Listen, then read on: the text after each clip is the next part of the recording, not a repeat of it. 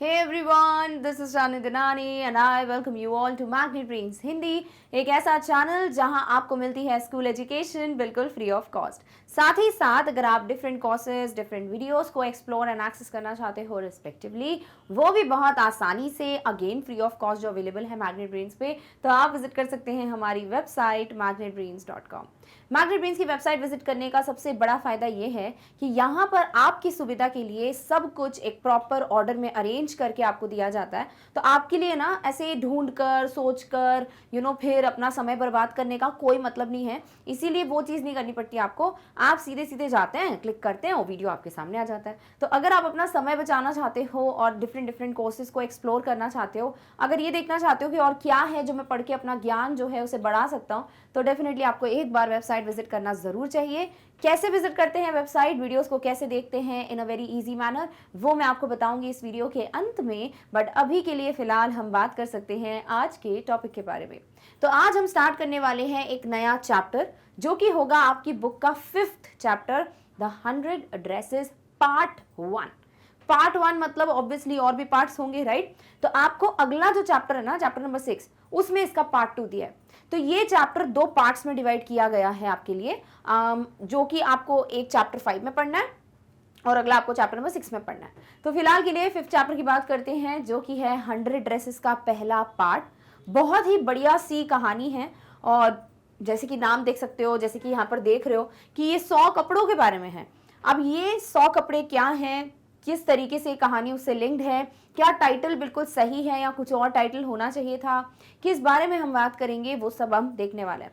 इस कहानी में आपको बहुत सारी चीज़ें पता चलने वाली हैं, बहुत सारे फैक्ट्स हैं। तो प्लीज़ ध्यान से समझना, ताकि जब हम इसको पढ़ते जाएं तो आप कंफ्यूज ना हो जाओ कि अरे क्या याद रखना था, अरे बाप रे ये था एंड एवरीथिंग। ठीक है, चलिए स्टार्ट करते हैं एक छोटे से इंट्रोडक्शन के साथ और फिर हम आगे बढ़ेंगे एक्सप्लेनेशन के साथ। ऑथर है इलिनोर एस्टेस, यानी ये कहानी किसने लिखी है? इलिनोर एस्टेस नाम के एक लेखक हैं जिन्होंने 100 ड्रेसेस पार्ट 1 की कहानी लिखी है। The story is about a girl Wanda who is teased bye her classmates. ये कहानी है एक लड़की की जिसका नाम है वांडा, पूरा नाम है वांडा पेट्रिन्स्की। ठीक है, और ये एक स्कूल में पढ़ती हैं और बाकी के जो स्कूल के लोग हैं उनके द्वारा इनको बहुत ज़्यादा तंग किया जाता है और उसी के बारे में ये कहानी है। Wanda claims for having 100 dresses. Wanda Petronski जो हैं वो इस चीज़ का दावा करती हैं कि उनके पास 100 अलग अलग बेहतरीन, बहुत ही खूबसूरत ड्रेसेस हैं। But she always came to school wearing the same dress. But school वो वही एक ड्रेस पहन के आती हैं रोज। ऑब्वियसली यूनिफॉर्म नहीं है इनके स्कूल में, इनके स्कूल में सब बच्चे अपने नॉर्मल जो ड्रेसेस होते हैं वो पहन के आ सकते हैं। तो वांडा पेट्रिन्स्की रोज एक ही ड्रेस पहन के आती है जिसकी भी हालत इतनी अच्छी नहीं है, बट बोलती है कि मेरे पास 100 ड्रेसेस हैं, वो भी बड़ी खूबसूरत, वो भी अलग अलग मटेरियल की, अलग अलग कलर्स की। तो ऐसा क्यों बोलती हैं? बल्कि अगर है भी ये सच तो फिर वो एक ही ड्रेस क्यों पहन के आती हैं? और अगर ये सच नहीं है तो उन्होंने झूठ बोला क्या? ये सारी चीज़ें आपको पता चलेंगी स्टोरी में। साथ ही साथ वांडा पेट्रिन्स्की को क्यों चिढ़ाया जाता है, क्यों इनका मजाक उड़ता है, और कौन कौन कैरेक्टर्स हैं इस कहानी में, वो आगे हम बात करेंगे। पहले इसी को हिंदी में देख लेते हैं। लेखक हैं एलिनोर एस्टेस जिन्होंने इस कहानी को लिखा है। कहानी एक लड़की वांडा की है जिसे उसके सहपाठी बहुत ज्यादा तंग करते हैं, चिढ़ाते हैं। वांडा एक 100 कपड़े रखने का दावा करती है, यानी 100 कपड़े हैं उनके पास, ऐसा वो कहती है। लेकिन वो हमेशा एक ही ड्रेस पहनकर स्कूल आती थी। लाइक वो एक ही वो ड्रेस है जो पहन के वो स्कूल आती थी, बल्कि कहती हैं कि मेरे पास 100 ड्रेसेस हैं। तो ऐसा सब कुछ क्या है आगे पता चलेगा। पहले आपकी बुक में ना ये बिफोर यू रीड पार्ट दिया है, वो पढ़ लेते हैं। अब इस पर्टिकुलर पार्ट से आपको कोई क्वेश्चन नहीं आता है, trust me, before you read से। बट इससे आपको कहानी का थोड़ा बहुत ना क्या बोलूँ, एक ओवरव्यू मिल जाता है। जैसे from the diary of Anne Frank में उसने क्यों अपनी फैमिली के बारे में बताया एन फ्रैंक ने, ताकि आप कनेक्ट कर पाओ, है ना, ताकि आप ये समझ पाओ कि अच्छा एन फ्रैंक कौन है, हम ना जानते हैं उनको, ऐसा हमको लगने लगे, ताकि फिर हम आगे की कहानियां समझ पाए। वही चीज यहाँ पर है कि ये जो particular before you read part है, ये पढ़कर आप कहीं ना कहीं क्यों परेशान किया जा रहा है वांडा को, या क्या सीखने को मिलता है इस कहानी से, उससे कनेक्ट कर पाओगे। इसीलिए हम ये पढ़ेंगे, ठीक है। सो हाउ डू वी जज the people around us? Bye their money, wealth, possessions, or is there something or some enduring value to look for in a person? यहाँ पर आपसे एक प्रश्न किया है कि आप लोगों को किस चीज पे बेस जज करते हो, और ये चीज सच्चाई है। मेजॉरिटी जो लोग हैं वो किसी ना किसी को, या जो भी दूसरा इंसान है, उसे जज जरूर करते हैं। अब वो आप किसी भी चीज़ पे बेस्ड कर सकते हो, या तो आप ये करोगे कि भाई इसके पास ज़्यादा पैसा है तो ये अच्छा है, इसके पास कम पैसा है तो ये अच्छा नहीं है, या फिर आप वेल्थ कि भैया और क्या क्या प्रॉपर्टी है और क्या धरोहर है, वो सब चीज़ों पे बेस्ड आप जज कर सकते हो, या पोजेशंस कि किसी के पास क्या चीज़ें हैं, वो क्या ओन करता है, ले देखिए सब कुछ पैसे से रिलेटेड है, तो क्या आप सिर्फ इसी चीज़ों पे किसी को ट्रीट करते हो, जज करते हो कि ये पैसे वाला है तो ये अच्छा है, इसके पास ज़्यादा पैसा नहीं है तो ये अच्छा नहीं है, या फिर कुछ ऐसी वैल्यू है इंसान में जो हमेशा रहती है, जो हमेशा सही रहती है वैल्यू, या पसंद करोगे आप जिस वैल्यू को, वैसी कोई चीज़ है जो आप इंसान में देखते हो और फिर आप उनको जज करते हो, कि सिर्फ बाहरी मटेरियलिस्टिक चीज़ों पे करते हो, या आपके लिए क्वेश्चन दिया गया है। This story is a sensitive account of how a poor young girl is judged by her classmates. ये कहानी बहुत बहुत ज़्यादा सेंसिटिव है, बहुत इमोशनल कहानी है, जहाँ पर एक गरीब बच्ची को किस तरीके से उसके सहपाठी, उसके साथ पढ़ने वाले बच्चे अजीब तरीके से ट्रीट करते हैं, सॉर्ट ऑफ बुली कर रहे हैं। क्यों करते हैं पता चलेगा, जस्ट बिकॉज वो गरीब है। Vanda Petrinsky is a young Polish girl who goes to school with other American children in an American town. ये जरूर चीज है जो आप अपने क्वेश्चन आंसर्स में मेंशन कर सकते हो, तो यहाँ से फैक्ट्स इकट्ठे करो, ठीक है। तो वांडा पेट्रिंस्की एक छोटी बच्ची है जो कि पॉलिश गर्ल है, यानी वो अमेरिकन नहीं है, पॉलिश है, बट अमेरिका शिफ्ट हुई है और वहीं पर बाकी अमेरिकन बच्चों के साथ स्कूल जाती है। These other children see Vanda as different in many ways. Can you guess how they treat her? और वो वांडा को बहुत अलग तरीके से देखते हैं, लाइक उनको लगता है ये अलग है, ठीक है, ये एलियन है। और ये चीज alien in the sense not like जादू टाइप वाली बात हो रही है, एलियन मतलब अलग है, वैसा कहते हैं, ठीक है। अब आपसे पूछा गया कि आप गैस कर सकते हो कि वो कैसे ट्रीट करते होंगे, तो भाई हमें बेसिकली क्या लगता है कि क्या हुआ, दूसरी बच्ची है तो बस ये होता होगा कि हाँ शायद उसका अलग एक्सेंट हो, शायद वो अलग तरीके से बात करती हो, वो सब चीज़ें हो सकती हैं, बाकी क्या ही हमको फर्क पड़ना चाहिए, है ना। बट ये चीज़ें नहीं है, उसको अलग अलग चीज़ों पर जज किया जाता है उसके नाम पे, कि वांडा पेट्रिंस्की ऐसा नाम होता ही नहीं है अमेरिका में, तो ये अजीब हो गया। अरे ये देखो वो दूसरी जगह से आई है, तो अच्छी बात, एक नया नाम देखने को मिला, आपको पता चला, बट नहीं, वो अलग तरीके से उसको ट्रीट करते हैं, उसके कपड़ों पे उसको ट्रीट करते हैं, उसका ये कहना कि मेरे पास 100 कपड़े हैं उस पर उसको इल ट्रीट करते हैं। तो वो सारी चीज़ें आपको आगे पता चलेंगी, पहले इन दोनों शब्दों का मीनिंग देख लो। इंड्योरिंग का मतलब होता है लॉन्ग लास्टिंग, जो टिकाऊ होता है, जो बहुत टाइम तक चलता है, जो समथिंग आकर्षक भी कह सकते हो, समथिंग जो कि हमेशा रहेगा, दैट इज लॉन्ग लास्टिंग यानी एंड्योरिंग। पॉलिश यानी person native to Poland, Poland के मूल निवासी जो होते हैं उनको पॉलिश कहा जाता है, तो ये पोलैंड की है, अमेरिका आई हुई है, क्लियर, ओके। पढ़ने से पहले हैं हम अपने आसपास के लोगों को उनके धन और संपत्ति से आके कैसे आंकते हैं, या किसी व्यक्ति में देखने के लिए और अधिक स्थायी मूल्य हैं जिसपे आप उनको आंक सकते हो। यह कहानी एक संवेदनशील कहानी है कि कैसे एक गरीब युवा लड़की को उसके सहपाठी आंकते हैं, जज करते हैं। वांडा पेट्रिंस्की एक युवा पॉलिश लड़की हैं जो एक अमेरिकी शहर में अन्य अमेरिकी बच्चों के साथ स्कूल जाती हैं। ये दूसरे बच्चे वांडा को कई मायनों में अलग रूप से देखते हैं। क्या आप अनुमान लगा सकते हैं कि वे उसके साथ कैसा व्यवहार करते हैं? तो आप अनुमान भी नहीं लगा सकते कि उसके साथ कितना बुरा व्यवहार करते हैं, और वो आपको पता चलेगा, क्लियर। चलिए, the polish American community in the US, इसके पहले का जो पार्ट था, फिर भी आप वहां से कुछ कुछ उठा के लिख सकते हो आंसर्स में, यहां से तो कुछ भी नहीं है लिखने के लिए, बट ये आपको बता रहे हैं कि क्यों शिफ्ट हुए and everything. So the first Polish immigrants arrived in America in 1608. सबसे पहली बार पोलैंड से जो लोग अमेरिका शिफ्ट हुए थे वो 1608 की बात है। But the largest wave of Polish immigration occurred in the early 20th century. But सबसे ज्यादा पोलैंड के लोग जब अमेरिका में शिफ्ट हुए वो कब हुआ था? 20th century के स्टार्टिंग में।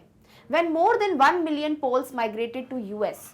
कम से कम 1 मिलियन से ज्यादा जो पोलैंड के लोग हैं वो यूएस चले गए थे। The Polish state did not exist at that time. तो as Polish जो है वो as a state तब नहीं था, अब है। And the immigrants were identified according to their country of origin rather to ethnicity.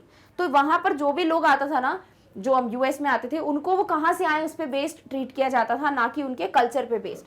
They were identified as Russian Poles, German Poles and Austrian Poles, कि भैया ये रशिया से आए हैं, पोल्स से पॉलिश लोग हैं तो रशियन पोल्स कहलाएंगे, ये जर्मन से आए हैं तो जर्मन पोल्स कहलाएंगे, और ये ऑस्ट्रिया से आए हैं तो भैया ऑस्ट्रियन पोल्स कहलाएंगे। तो इस तरीके से उनको ट्रीट किया जाता था, ना कि बेस्ड ऑन एथनिसिटी, उनकी जातीयता पे नहीं, बल्कि वो किस कंट्री से आए हैं उस पे उनको ट्रीट किया जाता था, क्लियर, ओके। फटाफट से देखो, पोल्स और एथनिसिटी का मतलब, पोल्स मतलब पॉलिश लोग, ठीक है, पोलैंड के नागरिक। Ethnicity is the fact or state of belonging to a social group that has a common national or cultural tradition, कि भैया प्रॉपर ग्रुप है जिसमें नॉर्मल कल्चर्स हैं, कॉमन ट्रेडिशंस है, उस पे बेस नहीं ट्रीट किया जाता था, बल्कि वो किस कंट्री से आए हुए हैं उस पे उनका नाम रख दिया जाता था। तो यहाँ एथनिसिटी का मतलब क्या हो गया? जातीयता, क्लियर, ओके। तो संयुक्त राज्य अमेरिका में पॉलिश अमेरिकी समुदाय कैसे बना वो बताया गया है। तो पहले पॉलिश अप्रवासी 1608 में अमेरिका पहुंचे, लेकिन पॉलिश आप्रवासन की सबसे बड़ी लहर 20वीं शताब्दी की शुरुआत में हुई, इमिग्रेशन की लहर, जब 10 लाख से अधिक पॉलिश संयुक्त राज्य चले गए। उस समय पॉलिश राज्य मौजूद नहीं था और अप्रवासियों की पहचान जातीयता के बजाय उनके मूल देश के अनुसार की गई थी। इनकी पहचान रूसी पॉलिश, जर्मन पॉलिश और ऑस्ट्रियाई पॉलिश के रूप में की गई है। ठीक है, तो ऐसे पहले उनको बताया जाता था, आइडेंटिफाई किया जाता था कि जर्मन पोल्स हैं, रशियन पोल्स हैं, etcetera etcetera. Clear? Okay. One of the most notable Polish American communities is in Chicago and its suburbs. So Chicago is sometimes called the second largest Polish city in the world, next only to Warsaw, the capital of Poland. Polish Americans were sometimes discriminated against the US as per the Irish, Italians and Jews. तो one of the most notable polish American community, like सबसे ज्यादा जहां पर America है but polish लोग हैं, वो सबसे ज्यादा तो दिखती है, सबसे नोटेबल है, वो है शिकागो में। ठीक है, शिकागो में सबसे ज्यादा आपको मिलेंगे पॉलिश। सो शिकागो को क्या कहा जाता है? Second largest polish city in the world. तो पहली लार्जेस्ट कौन सी है? वॉर्सो। ठीक है, तो वॉर्सो है पहली लार्जेस्ट, उसके बाद किसको बोला जाता है? शिकागो को। और वॉर्सो क्या है? The capital of Poland. Polish American were sometimes discriminated. Polish American यानी पोलैंड के लोग हैं बट अमेरिका में रह रहे हैं, इनको कई बार भेदभाव किया जाता था इन पर, against the US, like US में रह रहे हैं तो मतलब उनका ना अलग तरीके से डिस्क्रिमिनेशन किया जाता था, इल ट्रीट किया जाता था, जैसे कि आयरिश लोगों को, इटालियंस को और ज्यूज को भी किया जाता था। ज्यूज की बात तो हमने की भी है from the diary of Anne Frank में। क्लियर? ओके। सो सबसे उल्लेखनीय पॉलिश अमेरिकी समुदायों में से एक शिकागो और उसके उपनगरों में है, इसीलिए शिकागो को कभी कभी पोलैंड की राजधानी वॉर्सो के बाद दुनिया का दूसरा बड़ा पॉलिश शहर कहा जाता है। संयुक्त राज्य अमेरिका में कभी कभी पॉलिश अमेरिकियों के साथ भेदभाव किया जाता था, जैसा कि आयरिश, इटालियंस और यहूदी थे उनके साथ भी किया जाता था। Clear? Okay. According to the US 2000 census, census होती है जनगणना, ठीक है, तो 2000 का जो यूएस का 2000 का जनगणना है, 667,414 American of age 5 years and older reported Polish as the language spoken at home, which is about 1.4% of the people who speak languages other than English or 2.25% of the US population. Oh my God. तो एक बार US का जो 2000 जो year है उसका जनगणना देखा गया, तो ये देखा गया कि 5 साल या उससे जो ऊपर के लोग हैं ऐसी एज में, इतने लोग हैं जो पॉलिश को घर पे बोलते हैं, लाइक ये उनकी लैंग्वेज है, और ये लैंग्वेज जो है वो उन लोगों का 1.4% है जो इंग्लिश के अलावा कोई और लैंग्वेज बोलते हैं। ऑल्सो ये पूरी यूएस की पॉपुलेशन का 0.25% है, जो बहुत बड़ी बात है। क्लियर? ओके। सबसे पहले वर्ड देख लो, सेंसस। सेंसस मतलब काउंटिंग ऑफ पीपल, जनगणना होती है, हर एक बेस्ड किसी चीज पे गणना करते हैं कि भाई कितने लोग हैं इस कैटेगरी में। क्लियर? ओके। सो संयुक्त राज्य अमेरिका 2000 की जनगणना के अनुसार 667,414 5 साल और उससे अधिक उम्र के अमेरिकियों ने पॉलिश को घर पर बोली जाने वाली भाषा के रूप में रिपोर्ट किया, जो अंग्रेजी के अलावा अन्य भाषा बोलने वाले लोगों का लगभग 1.4% या यूएस आबादी का 0.25 यानी कि 0 या 0.25 कह सकते हो प्रतिशत है।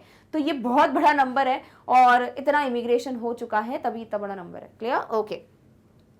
अब हम आ जाते हैं आपकी कहानी पे। तो अभी तक जितनी कहानी थी, स्टार्टिंग में वांडा के बारे में आपको पता चला है थोड़ा बहुत, दूसरा क्या ये पॉलिश इमिग्रेशन वाला सिस्टम है वो सब आपको पता चला है, तो आई होप आपको ज्ञान ही मिला है। ठीक है, बट अब हम आ जाते हैं अपनी कहानी पे कि एग्जैक्टली 100 dresses 1 किसकी बात करता है। Today Monday Wanda Petronski was not in her seat, but nobody, not even Peggy and Madeline, the girls who started all the fun, noticed her absence. तो आज का दिन है सोमवार का, ठीक है, जिस दिन की ये कहानी स्टार्ट हो रही है, तो सोमवार का दिन है, यानी सब स्कूल आएंगे, राइट। और वांडा पेट्रिंस्की अपनी सीट पे नहीं थी, सबकी अपनी अपनी सीट्स होती है, वांडा पेट्रिंस्की जहां बैठती है वहां पे वो बैठी हुई नहीं थी, बट किसी ने भी नोटिस नहीं किया कि वांडा पेट्रिंस्की आज एब्सेंट है। इवन जो 2 नेक्स्ट इंपॉर्टेंट कैरेक्टर्स हैं, पेगी और मैडलिन, जिसे हम मैडी बोलेंगे आगे जाके, उन दोनों ने भी नहीं नोटिस किया वांडा क्यों मतलब नहीं आई हुई है क्लासरूम में। ऑल्सो इन लोगों ने ही स्टार्ट किया था पूरा मजाक। अब वो मजाक क्या है आगे जाके पता चलेगा, बट ये कह लेते हैं कि वांडा को जो परेशान करना, बुली करना, वो सारी चीजें इन दोनों ने स्टार्ट की थी, स्पेसिफिकली पेगी ने स्टार्ट की थी, और इन्होंने नोटिस नहीं किया कि वांडा क्लासरूम में नहीं है। Usually Wanda sat in the seat next to the last seat in the last row in room 13। तो इनकी क्लासरूम का नंबर है 13 और उसको रूम 13 कह दिया जाता है, यानी क्लासरूम नंबर 13। और वहां वैंडा जो है, जो सबसे आखिरी की रो है, लास्ट रो जो है, उसकी लास्ट सीट की बगल वाली सीट पे हमेशा बैठा करती थी। यानी लास्ट बेंचर है, बैक बेंचर है कौन? Wanda. She sat in the corner of the room where the rough boys who did not make good marks sat, the corner of the room where there was most scuffling of feet, most roars of laughter when anything funny was said, and most mud and dirt on the floor. ये वो corner है जहां पर Wanda बैठती थी, और यहाँ पर वैसे लड़के बैठते थे जो बड़े रफ बॉयज होते हैं ना, बिल्कुल पढ़ाई लिखाई नहीं करनी, मस्ती करनी है, बहुत ही वैसे टाइप के बच्चे बैठते थे वहां पर, और वैंडा भी वहीं बैठा करती थी। ऑल्सो ये वही रूम है, मतलब वही कॉर्नर है जहां पर सबसे ज्यादा पैरों के रगड़ने की आवाज आती है। मतलब आप घसीट घसीट के अगर पैर चलते हो फर्श पे तो नहीं आवाजें आती पैरों से, वैसी आवाजें वहां आपको आने मिलेंगी। क्यों? क्योंकि वहां के बच्चे मस्ती करते रहते हैं जो बिल्कुल लास्ट के कॉर्नर पे बैठे रहते हैं। ठीक है, वैसी बैक बेंचेस का नाम खराब है, बट ऐसा है नहीं। ऐसा कहा जाता है कि जो मोस्ट ब्रिलियंट माइंड्स हैं वो ज़्यादातर बैक बेंचर्स हो सकते हैं। ठीक है, तो वो चीज़ है कि यहाँ पर बताया गया ऐसा कि भाई उस कॉर्नर में सिर्फ मस्तीखोर बच्चे बैठते थे, जो पूरा टाइम आवाज़ें हैं वहाँ पर, जहाँ पर सबसे ज़्यादा हंसी की आवाज़ें आती थी अगर कुछ फनी कह दिया क्लासरूम में, तो जहाँ सबसे ज़्यादा मिट्टी होती थी फर्श पे, वहीं पर उसी सीट पे कौन बैठती थी? वैंडा बैठती थी। तो अभी तक ये लग रहा है कि वैंडा पेट्रन्स की ना बहुत मस्तीखोर बच्ची होगी, तभी वो वहां पर ऐसे बैठती हैं। तो और उनके जो दोस्त हैं ये लड़के वड़के ही होंगे जो कि बहुत ज्यादा मस्ती करते हैं। अभी तक हमारे दिमाग में ये पिक्चर फॉर्म हो रहा है, बट ऐसा है क्या वो आगे जाके पता चलेगा। पहले हम फटाफट से स्कफलिंग ऑफ फीट का मीनिंग देख लेते हैं। तो स्कफलिंग ऑफ फीट है noisy dragging movements of the feet on the ground. पैरों को ग्राउंड ड्रैग करना ग्राउंड पे, उसकी जो आवाज होती है ना उसको स्कफलिंग ऑफ फीट कहते हैं। यानी कि पैरों की फर्श पर घसीटने की आवाजें करना, that is scuffling of feet. Clear? Okay. आज सोमवार का दिन है, वैंडा पेट्रन्स की अपनी सीट पर नहीं थी, लेकिन किसी ने भी नहीं, यहां तक कि पैगी और मैडलिन को भी नहीं, जिन लड़कियों ने सारी मस्ती शुरू की थी उसकी अनुपस्थिति पे ध्यान दिया। लेकिन लोगों को पता ही नहीं है वैंडा क्लासरूम में नहीं है। आमतौर पर वैंडा कमरा 13 में अंतिम पंक्ति में अंतिम सीट के बगल वाली सीट पर बैठती थी। वह कमरे के उस कोने में बैठती थी जहां अच्छे अंक न लाने वाले असभ्य और मस्तीखोर लड़के बैठते थे। कमरे का वह कोना जहां सबसे अधिक जूतों की आवाज होती थी। जब भी कुछ अजीब कहा जाता था तो हंसी की सबसे अधिक गर्जना वहीं से आती थी, और जहां फर्श पर सबसे अधिक कीचड़ और गंदगी होती थी। तो ऐसे कॉर्नर में बैठती थी कौन? वैंडा पेट्रन्स की। क्लियर है? चलो। Wanda did not sit there because she was rough and noisy. But Wanda वहां पे इसलिए नहीं बैठती थी क्योंकि वो खुद भी मस्तीखोर थी, खुद भी असभ्य थी, या उसको बहुत ज्यादा पढ़ाई वढ़ाई नहीं करनी थी। ऐसा बिल्कुल नहीं है। ऑन द कॉन्ट्ररी, इसका बिल्कुल उल्टा है। कॉन्ट्ररी मतलब बिल्कुल उल्टा। She was very quiet and rarely said anything at all. वो बहुत शांत रहती थी और मुश्किल से उसने कभी कुछ क्लास में बात की होगी। And nobody had ever heard her laugh loud. और उसको कभी भी जोर जोर से हंसते हुए किसी ने भी पूरे स्कूल में नहीं देखा है। Sometimes she twisted her mouth into a crooked sort of smile, but that was all. कभी कभी होता था कि वो एक अजीब सी हंसी बस दिखा देती थी, लाइक एक कभी कभी मुश्किल से।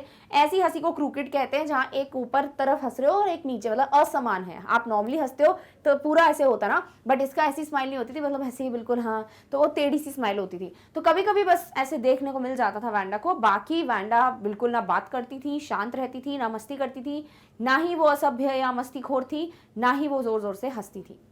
Nobody knew exactly why Wanda sat in that seat, unless it was because she came all the way from Boggins Heights and her feet were usually caked with dry mud. किसी को भी नहीं समझ आता था कि वैंडा पेट्रन्स की वहां बैठती क्यों है, क्योंकि वहां पर सिर्फ वही बच्चे बैठते थे जिनको सिर्फ मस्ती करनी होती थी क्लासरूम में, बट वैंडा तो मस्ती करती ही नहीं थी, तो फिर वो वहां क्यों बैठती थी। बट हाँ, इसका एक रीजन इनको लगता था कि वो बॉगिन्स हाइट नाम की जगह से आती है, जो बहुत ही ज्यादा पुअर प्लेस है, तो वहां से वो आती थी। और उनके जो पैर हैं वैंडा के, वो पूरी तरीके से मिट्टी से सने होते थे, यानी पूरी मिट्टी मिट्टी पैर हो रहे होते थे, जूते हो रहे होते थे। क्यों? क्योंकि वो ऐसी जगह है जो एरिया इतना डेवलप नहीं है बॉगिन्स हाइट, और वहां पर पूरे रोड वोड पे मिट्टी मिट्टी होगी, तो पूरा टाइम वैंडा पेट्रन्स के पैर जो हैं वो मिट्टी से सने हुए होते थे। क्लियर? ओके, चलिए क्रूकेड का मीनिंग देख लीजिए। क्रूकेड है uneven and bigger on one side than the other, like असमान और एक तरफ उठी हुई स्माइल और एक तरफ नीचे। सो असमान और एक तरफ से दूसरे से बड़ा। ठीक है, तो एक तरफ जो है वो दूसरे से बड़ा हो, मतलब ऐसे ऊपर नीचे हो, that smile. Clear? Okay. Wanda वहां नहीं बैठती थी क्योंकि वह असभ्य और मस्तीखोर थी। इसके विपरीत वह बहुत शांत थी और शायद ही कभी कुछ कहती थी, और किसी ने भी उसकी हंसी जोर से कभी नहीं सुनी थी। कभी कभी वह असमान मुस्कान से अपना मुंह मोड़ लेती थी, लेकिन बस इतना ही था। तो लाइक मुंह मोड़ लेती थी वो एक असमान सी मुस्कान दिखाते हुए, बस। उसके अलावा कभी किसी ने उसकी बात नहीं सुनी है, कभी उसको जोर से हंसते हुए नहीं सुना है। कोई नहीं जानता था कि वांडा उस सीट पर क्यों बैठती थी। ऐसा इसलिए था क्योंकि वह बॉगिन साइड से आई थी और उसके पैर आम तौर पर सूखी मिट्टी से सने होते थे। किसी को नहीं पता था कि वो वहां क्यों बैठती है, बस हाँ ऐसा लगता था इनको कि शायद ये बॉगिन साइड से आती है, पूरी मिट्टी से पैर सने होते हैं, तो इसीलिए वो यहाँ पर बैठती है। Clear? Okay. But no one really thought much about Wanda Petronski once she sat in the corner of the room.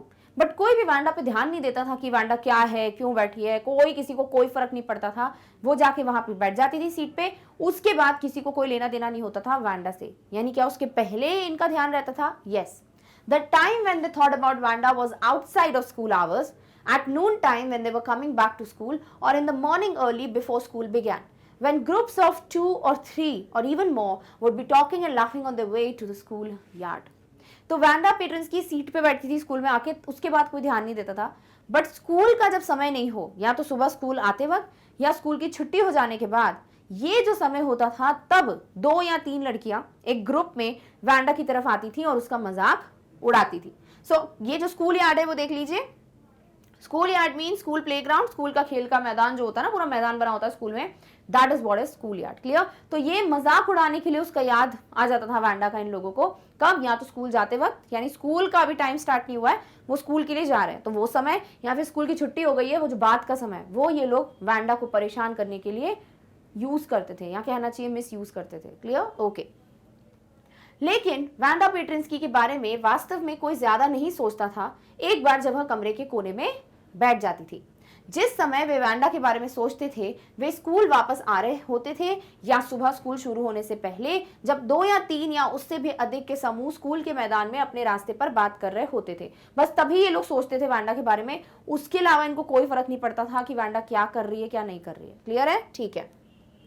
Then sometimes they waited for Wanda to have fun with her. The next day, Tuesday, Wanda was not in school either, and nobody noticed her absence again. तो कभी कभी होता था कि वो Wanda के लिए wait करते थे ताकि उसका मजाक उड़ाए, ताकि उसका उसको छेड़े कि तुम्हारे पास कितनी ड्रेसेस है, ऐसे करके उसको परेशान करेंगे। फिर अगले दिन की बात आती है, अभी मंडे की बात थी, अब अगले दिन है ट्यूसडे, मंगलवार। उस दिन भी वांडा स्कूल नहीं आई है और फिर किसी ने नोटिस नहीं किया कि वांडा स्कूल नहीं आई है। But on Wednesday, Peggy and Maddie, who sat down front with other children who got good marks and who did not drag in a whole lot of mud, did notice the Wanda was there. But Wednesday के दिन, तीसरे दिन, Peggy और Madeline जो कि सामने बैठते थे, फ्रंट बेंचर्स थे, जो आगे जो बच्चे पढ़ाई करते थे उनके साथ बैठते थे, और इनके पैरों में कोई मिट्टी विट्टी नहीं होती थी, इन लोगों ने नोटिस किया कि वांडा आज क्लासरूम में नहीं है। और उसका भी एक रीजन है, पढ़ेंगे, बट पहले इसका हिंदी देखते हैं। फिर कभी कभी वे वांडा का इंतजार करते थे उसके साथ मस्ती करने के लिए। अगले दिन मंगलवार को भी वांडा स्कूल में नहीं थी और फिर से किसी ने उसकी अनुपस्थिति पर ध्यान नहीं दिया। लेकिन बुधवार को पेगी और मैडी, जो अन्य बच्चों के साथ सामने वाली सीट पर बैठते थे, जिनके अच्छे अंक आते थे और मिट्टी में पैर सन के नहीं आते थे, उन्होंने देखा कि वांडा वहां नहीं थी, कि भैया आज वांडा क्लास में नहीं है। तो मंडे नोटिस नहीं किया, ट्यूसडे नोटिस नहीं किया, वेंसडे को किया। ऐसा क्या हुआ बुधवार को जिन्होंने नोटिस कर लिया, वो पढ़ते हैं। Peggy was the most popular girl in school. She was pretty, she had many pretty clothes, and her hair was curly. Maddie was her closest friend. तो हम पैगी की बात करते हैं। पैगी पूरे स्कूल की सबसे ज्यादा पॉपुलर गर्ल थी। ठीक है, स्कूल में, कॉलेज में होता है ना कि कोई ना कोई होता है जो बहुत ज्यादा फेमस होता है, राइट? तो यहाँ पर पैगी है जो सबसे ज्यादा फेमस लड़की थी अपने स्कूल की। वो बहुत प्रिटी थी, she was very very pretty, बहुत खूबसूरत थी, बहुत खूबसूरत खूबसूरत कपड़े थे पैगी के पास, साथ ही साथ उसके बाल जो हैं वो कर्ली थे, घुंघराले थे। और मैडलिन या मैडी जो है वो पैगी की बेस्ट फ्रेंड थी। The reason Peggy and Maddie noticed Wanda's absence was because Wanda had made them late to school. But वो कारण क्या था जिस वजह से उन्होंने बुधवार के दिन ये नोटिस किया कि वांडा क्लास में नहीं है? वो है कि वांडा की वजह से पैगी और मैडी उस दिन स्कूल के लिए लेट हो गए थे। They had waited and waited for Wanda to have some fun with her and she just had not come. तो ये लोग पता है कितना बड़ा काम कर रहे थे, ये लोग स्कूल के बाहर वेट कर रहे थे कि वांडा अब आएगी, वांडा अब आएगी, बट ताकि हम उसका मजाक उड़ाएंगे, उसको परेशान करेंगे, बट वो नहीं कर पाए क्योंकि वांडा उस दिन आई नहीं। और उस वजह से ये लेट हो गए। तो इनको क्या लग रहा था कि वांडा की वजह से लेट हुआ है, बल्कि खुद की अजीब चीजों की वजह से ये लेट हो गए थे। They often waited for Wanda Petronski to have fun with her. और ये पहली बार नहीं था, अक्सर ये वांडा का वेट किया करते थे कि वो आएगी, हम उसे परेशान करेंगे। मतलब इस तरीके से बुरा व्यवहार होता था किसके साथ? वांडा के साथ। क्लियर? ओके। पैगी स्कूल की सबसे लोकप्रिय लड़की थी। वह सुंदर थी, उसके पास बहुत सुंदर कपड़े थे और उसके बाल घुंघराले थे। मैडी उसकी सबसे करीबी दोस्त थी। पैगी और मैडी ने वैंडा की अनुपस्थिति को इसलिए देखा क्योंकि वैंडा की वजह से उन्हें स्कूल जाने में देरी हो गई थी। वे वैंडा के साथ मस्ती करने के लिए इंतजार कर रहे थे और वह अभी नहीं आई थी। वे अक्सर वैंडा पेट्रिंस्की का इंतजार करते थे उसके साथ मस्ती करने के लिए। अब ये मस्ती का मतलब नॉर्मल फन नहीं है, ये परेशान करना है, ये किसी का मजाक उड़ाना है, जिसके लिए लोग वेट करते थे। Clear? Okay. Wanda Petronski. Most of the children in room 13 did not have names like that. They had names easy to say like Thomas, Smith or Ellen. There was one boy named Bounce or Willie Bounce and people thought that was funny, but not funny in the same way as Petrinsky was. तो Wanda पेट्रिंस्की जो है ये पूरे school के बच्चों के लिए ना बहुत अजीब नाम था कि यार ऐसा नाम तो होता ही नहीं, इतना अजीब पेट्रिंस्की पढ़ने में, ऐसा ये लोग का मानना है। ठीक है, तो वैंडा पेट्रिंस्की जो है रूम नंबर 13 में जितने भी बच्चे हैं उनका ऐसा कोई नाम नहीं था। उनके बड़े इजी नाम थे, जैसे किसी का नाम थॉमस है, किसी का स्मिथ है, किसी का एलन है। बट एक नाम था इनके क्लास में एक लड़के का जिसका नाम है विली बाउंस। तो बाउंस सोचकर इनको थोड़ा फनी लगता था कि थोड़ा एक हास्यास्पद नाम है, बट इतना फनी नहीं लगता था जितना कि पेट्रिंस्की इनको लगता था और इसीलिए इनके लिए वैंडा अलग थी कि भैया इसका नाम अलग है। Wanda did not have any friends. Wanda के कोई दोस्त नहीं थे, एक भी दोस्त नहीं था उसका स्कूल में। She came to school alone and went home alone. वो स्कूल भी अकेले आती थी और जाती भी अकेले थी, यानी उनका कोई दोस्त नहीं था जिसके साथ वो स्कूल आ सके या जा सके। She always wore a faded blue dress that did not hang right. और वो हमेशा एक फीकी सी नीले रंग की ड्रेस पहनती थी। फेडेड है जो, यानी उसका कलर निकल चुका है। जब आप एक ड्रेस को बार बार धोते हो तो कलर नहीं फीका हो जाता है कपड़े का, वैसा इसकी ड्रेस का हो चुका है। बट वो वही ड्रेस रोज पहन के आती थी स्कूल और वो ड्रेस उसकी फिटिंग की भी नहीं थी। डिड नॉट हैंग राइट का मतलब होता है आपकी प्रॉपर फिट की ड्रेस नहीं होती है ना, आपको लूज होती है, that is what is did not hang right. Clear? Okay, चलिए मीनिंग देखिए फटाफट से। फेडेड का मतलब होता है less bright in colour than before, पहले जितना रंग था उससे बहुत फीका रंग हो जाना, दैट इज फेडेड, रंग में फीका। डिड नॉट हैंग राइट मतलब did not fit properly, proper fitting नहीं थी उस ड्रेस की, ठीक से फिट नहीं होना। क्लियर? ओके। वैंडा पेट्रिंस्की रूम 13 के ज्यादातर बच्चों के नाम ऐसे नहीं थे, उनके नाम कहने में आसान थे, जैसे थॉमस, जैसे स्मिथ या एलन। और बाउंस नाम का एक लड़का था विली बाउंस, और लोगों ने सोचा था कि ये मजाकिया था, लेकिन पेट्रिंस्की की तरह मजाकिया नहीं था, इसीलिए वो वैंडा को अजीब तरीके से ट्रीट करते थे। वैंडा का कोई दोस्त नहीं था, वह अकेली स्कूल आती थी और अकेली घर जाती थी। वह हमेशा एक फीके नीले रंग की पोशाक पहनती थी जो उसे सही से फिट नहीं आती थी। अब इसका क्या रीजन है कि वो बोलती है फिर 100 ड्रेसेस हैं जबकि वो एक ही ड्रेस पहन के आ रही है, वो भी उसकी फिट की नहीं है, वो सब आपको आगे पता चलेगा। बट आपको रीजंस पता चल रहा है कि क्यों उसको अजीब अजीब तरीके से ट्रीट किया जाता था। ठीक है, चलिए आगे बढ़ते हैं। It was clean, but it looked as though it had never been ironed properly. तो वो जो ड्रेस पहनती थी वैंडा, वो साफ सुथरी होती थी, ऐसा नहीं था कि गंदी होती थी, साफ होती थी ड्रेस, धुली हुई होती थी, बट उसको देख के ऐसा लगता था कि उस ड्रेस को प्रॉपरली आयन यानी इस्त्री नहीं किया हुआ है, लाइक जो आप प्रेस बोलते हो ना, वो नहीं किया हुआ है। She did not have any friends, but a lot of girls talked to her. उसके कोई दोस्त नहीं थे, बट बहुत लड़कियां जो उससे बात करती थी। अजीब बात नहीं है, क्यों बात करती थी वो देखते हैं। Sometimes they surrounded her in the schoolyard as she stood watching the little girls play hopscotch on the worn hard ground.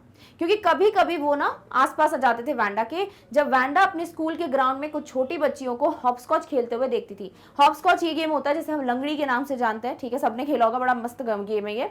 तो ये बच्चे खेल रहे होते हैं और वैंडा उनको देखती है, तब ये लड़कियां इनको सराउंड कर लेती हैं। Wanda, Peggy would say in a most courteous manner as though she were talking to Miss Mason. पैगी आती और वैंडा को बोलती वैंडा, इस तरीके से इतने प्यार से उसका नाम बोलती जैसे कि वो टीचर जो है मिस मेसन, जो शिक्षिका है वहां पर, उनसे बात कर रही है। पर ये सच में कर्टियस या सच में बहुत अच्छे से बात नहीं करती थी, इसका कुछ और रीजन है, वो पढ़ेंगे। पहले हॉपस्कॉच का मीनिंग देख लेते।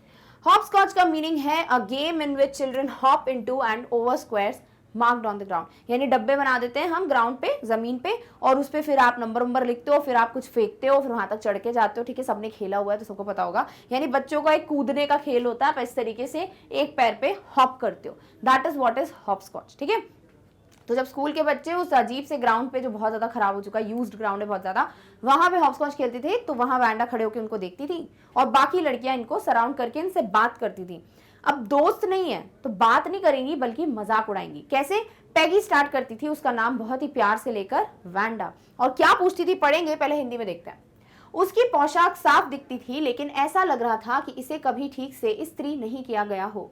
उसका कोई दोस्त नहीं था, लेकिन बहुत सारी लड़कियां उससे बात करती थीं। कभी कभी वे उसे स्कूल के मैदान में घेर लेते थे जब वह छोटी लड़कियों को घिसे पिटे मैदान पर हॉपस्कॉच खेलते हुए देखती थी। वैंडा पैगी बहुत ही विनम्र तरीके से कहती थी, जैसे कि वह मिस मेसन से बात कर रही हो, जैसे कि अपनी स्कूल की टीचर से बात कर रही हो। इतनी रिस्पेक्टफुली, इतने विनम्र तरीके से वो बोलती थी वैंडा। फिर आगे क्या होता था वो पढ़ते हैं। Wanda, she would say, giving one of her friends a nudge, tell us, how many dress did you say you had hanging up in your closet? तो पैगी आती, वैंडा को बोलती, और कैसे बोलती पैगी को, मतलब जैसे ही वो बात करती ना, वो अपने दोस्तों को नज देती। नज का मतलब होता है कोनी से ऐसे मारना, कि अब देखना कितना मजा आएगा, ऐसे करते हैं ना, दैट इज व्हाट इज नज। ठीक है, तो वो इस तरीके से कोनी से थोड़ा धक्का मारती अपनी फ्रेंड को और उसको बोलती वैंडा को कि तुमने क्या बोला, कितनी ड्रेसेस है तुम्हारे पास जो तुम्हारी अलमारी में लाइन से लगी हुई है, पंक्तिबद्ध है, बताना तो फिर से कितनी ड्रेसेस बोली थी। वो बताएंगी, पहले मीनिंग देख लो नज का। नज मीन्स अ जेंटल पुश, कोनी से हल्का धक्का मारना, दैट इज व्हाट इज नज। क्लियर? सो वैंडा, वह अपने एक दोस्त को कोनी से हल्का धक्का देते हुए कहती, हमें बताओ, तुमने कहा कि तुम्हारे पास तुमने अपनी अलमारी में कितने कपड़े रखे हुए हैं, लाइक कितने कपड़े हैं बताओ जो तुम्हारी अलमारी में रखे हैं। 100, वैंडा वुड से। तो वैंडा बोलती, पूरे 100 कपड़े हैं मेरे पास। 100? exclaimed all the little girls incredulously, and the little ones would stop playing hopscotch and listen. तो जैसे ही वैंडा बोलती कि मेरे पास 100 कपड़े हैं, तो सब बच्चे खेलना बंद कर देते और एकदम से जो लड़कियां हैं वो चिल्लाती, चीखती। और मतलब जब आप ना विश्वास नहीं होता आपको, तो आप ऐसे बस अपना काम कर रहे हो, कोई बोले 100, वैसे हैं 100, ऐसा वाला होता है जो रिएक्शन जब आपको विश्वास नहीं हो रहा था। दैट इज हाउ ये लड़कियां चिल्लाती हैं। या 100 और लाइंड अप, सेड वैंडा। तो वैंडा बोलती, हाँ पूरे 100 कपड़े हैं, लाइन से लगे हुए हैं मेरी अलमारी में। Then her thin lips drew together in silence, और उसके बहुत ही पतले से होठ हैं, तो वो एकदम से चुप हो जाते। ठीक है, फिर वो कुछ नहीं बोलती। What are they like? All silk, I bet, said Peggy. तो पैगी बोलती, कैसे, मतलब कौन से कपड़े हैं? मुझे लगता है कि सारे सिल्क के होंगे, सिल्क बहुत महंगा होता है। ठीक है, तो यहाँ चिढ़ा रही है वो, सारे सिल्क के हैं ना, मैं शर्त लगा सकती हूँ सब सिल्क के कपड़े होंगे। तो यहाँ पे वैंडा बोलती हैं, या ऑल सिल्क ऑल कलर्स, हाँ सारी ड्रेसेस मेरी सिल्क की हैं और मेरे पास सारे कलर्स हैं। ठीक है, जितने भी कलर्स होने चाहिए। डन? ओके। इनक्रेडुलसली मतलब शोइंग अनविलिंगनेस टू बिलीव, यानी जब आप किसी चीज पे विश्वास नहीं कर सकते, अविश्वसनीय रूप से। ठीक है, चलिए हिंदी देखते हैं इसका। 100, वैंडा कहेंगी, 100 सभी छोटी लड़कियां अविश्वसनीय रूप से चिल्लाती हैं और छोटी लड़कियां हॉपस्कॉच खेलना बंद कर देती हैं और सुनने लगती हैं। हाँ 100 सब लाइन से लगी हुई हैं, वैंडा ने कहा। फिर उसके पतले होठ चुप हो गए। वे कपड़े कैसे हैं? सभी रेशम के, मुझे यकीन है, पैगी ने कहा। हाँ सभी रेशम के हैं और सभी रंग के हैं। ठीक है, तो सब रेशमी कपड़े हैं और सभी रंग के कपड़े हैं मेरे पास। फिर पैगी बोलती, वेलवेट टू, क्वेश्चन मार्क, क्या वेलवेट के भी कपड़े हैं तुम्हारे पास? क्योंकि वेलवेट भी महंगा है। ठीक है, तो क्या वेलवेट के भी कपड़े हैं तुम्हारे पास? तो वो बोलती, हाँ velvet too, 100 dresses. Wanda would repeat stolidly, all lined up in my closet. तो वैंडा बोलती कि हाँ मेरे पास वेलवेट के भी कपड़े हैं, मेरे पास पूरे 100 कपड़े हैं। और वो ये चीज ना स्टॉलिडली बोलती है, यानी कि पूरे इमोशन के साथ नहीं बोल रही, ऐसी बोल रही है, हाँ मेरे पास रेशम के भी हैं, हाँ मेरे पास वेलवेट के भी हैं और पूरे 100 कपड़े मेरी अलमारी में लगे हुए हैं। इस तरीके से जब आप बात करते हो ना, इमोशंस वगैरह नहीं है, आपको कोई उत्साह नहीं है, that is what is stolidly. All lined up in my closet, मेरी अलमारी में सब लाइन से रखे हुए हैं। Then they would let her go, and then before she would had gone very far, they couldn't help bursting into shrieks and peals of laughter. फिर वो उसको जाने देते वैंडा को, फिर उससे कुछ नहीं पहुंचते, बट वैंडा थोड़ी ही दूरी पे पहुंचती, ये लोग पीछे से बहुत तेज तेज चीख चीख के हंसने लगते और उसका एक तरीके से मजाक उड़ाने लगते। और यही चीज वो उसको करते थे, रोक रोक के परेशान करते थे। क्लियर? ओके, चलिए फटाफट से मीनिंग देखिए। Stolidly means not showing any feeling, निरुत्साह, यानी जहां पे आपको कोई इमोशन नहीं है, आप नॉर्मली बोल रहे हो। श्रीक्स यानी स्क्रीम, चीख, और पील्स ऑफ लाफ्टर यानी लाउड लाफ्टर, जोर से हंसी। तो चीख कर जोर जोर से हंसना, that is श्रीक्स and peels of laughter. Clear? Okay, चलिए। मखमल के भी कपड़े हैं तुम्हारे पास? हाँ मखमल के भी, पूरे 100 कपड़े। वैंडा निरुत्साह से दोहराती हैं, सब मेरी अलमारी में एक पंक्ति में है। फिर उन्होंने उसे जाने दिया और फिर इससे पहले कि वह बहुत दूर जाती, वे चीख पुकार और हंसी के ठहाकों में फूटने में से खुद को रोक नहीं पाते। तो वो खुद को, अपने आप को हंसते हुए रोक ही नहीं पाते, इतनी जोर जोर से हंसते ताकि वैंडा को पता चल जाए कि हाँ हमें पता है तुम्हारे पास कोई 100 कपड़े नहीं है और हम तुम्हारा मजाक उड़ा रहे हैं। क्लियर? ठीक है, चलिए आगे पढ़ते हैं। 100 dresses. Obviously, the only dress Wanda had was the blue one she wore every day. So why did she say she had 100? What a story! How many shoes did you say you had? 60 pairs all lined up in my closet. तो यहाँ पे ये लोग ऐसे हैं कि 100 dresses, मतलब वो एक ही ड्रेस है जो रोज पहन के आती है, तो सबको पता है कि उसके पास 100 ड्रेसेस तो है नहीं, कि उसके पास कोई भी 100 ड्रेसेस नहीं है। फिर उसने ऐसा क्यों बोला, और इतनी मतलब ये जो कहानी बताई है उसने, क्या कहानी है, मतलब ये बिल्कुल भी सच्चाई नहीं है। फिर कभी उसको रोकते और फिर अगला प्रश्न पूछते, अच्छा तुम्हारे पास बताओ जूते कितने हैं, शूज कितने हैं, तो वो बोलती मेरे पास 60 पेयर्स हैं, पूरी 60 जोड़ी हैं, 60 जोड़ी हैं मेरे पास जूतों की, वो भी मेरे अलमारी में लाइन से रखे हुए हैं। Cries of exaggerated politeness greeted this all alike। और फिर एकदम से ये लोग दिखावा करते हुए ना बड़े विनम्रता से बोलते हैं, बट वो है नहीं विनम्रता, वो ऐसे होता ना छेड़ने वाला, और ऐसे अच्छा सब एक जैसे हैं क्या, इस तरीके से मजाक उड़ाते हुए उससे पूछते हैं कि सारे जूते एक जैसे हैं क्या तुम्हारे 60 पेयर्स। क्लियर?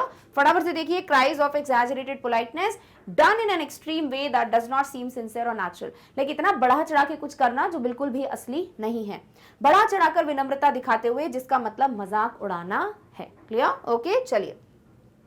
100 कपड़े, जाहिर है वांडा के पास केवल वही पोशाक थी जो वह हर दिन पहनती थी, तो उसने क्यों कहा कि उसके पास 100 हैं? क्या कहानी है? कितने जूते तुमने कहा था तुम्हारे पास हैं? 60 जोड़ी, सभी मेरी अलमारी में पंक्तिबद्ध हैं। मजाक उड़ाते हुए कहते सब एक जैसे हैं क्या, और ऐसे वो उससे पूछते रहते, ताकि, और वो बताती भी है, और वो इतनी कॉन्फिडेंस से बताती है कि इन लोग को लगता है कि कितना झूठ बोलती है, तो और उसको फिर वो परेशान करते हैं। ठीक है, चलिए।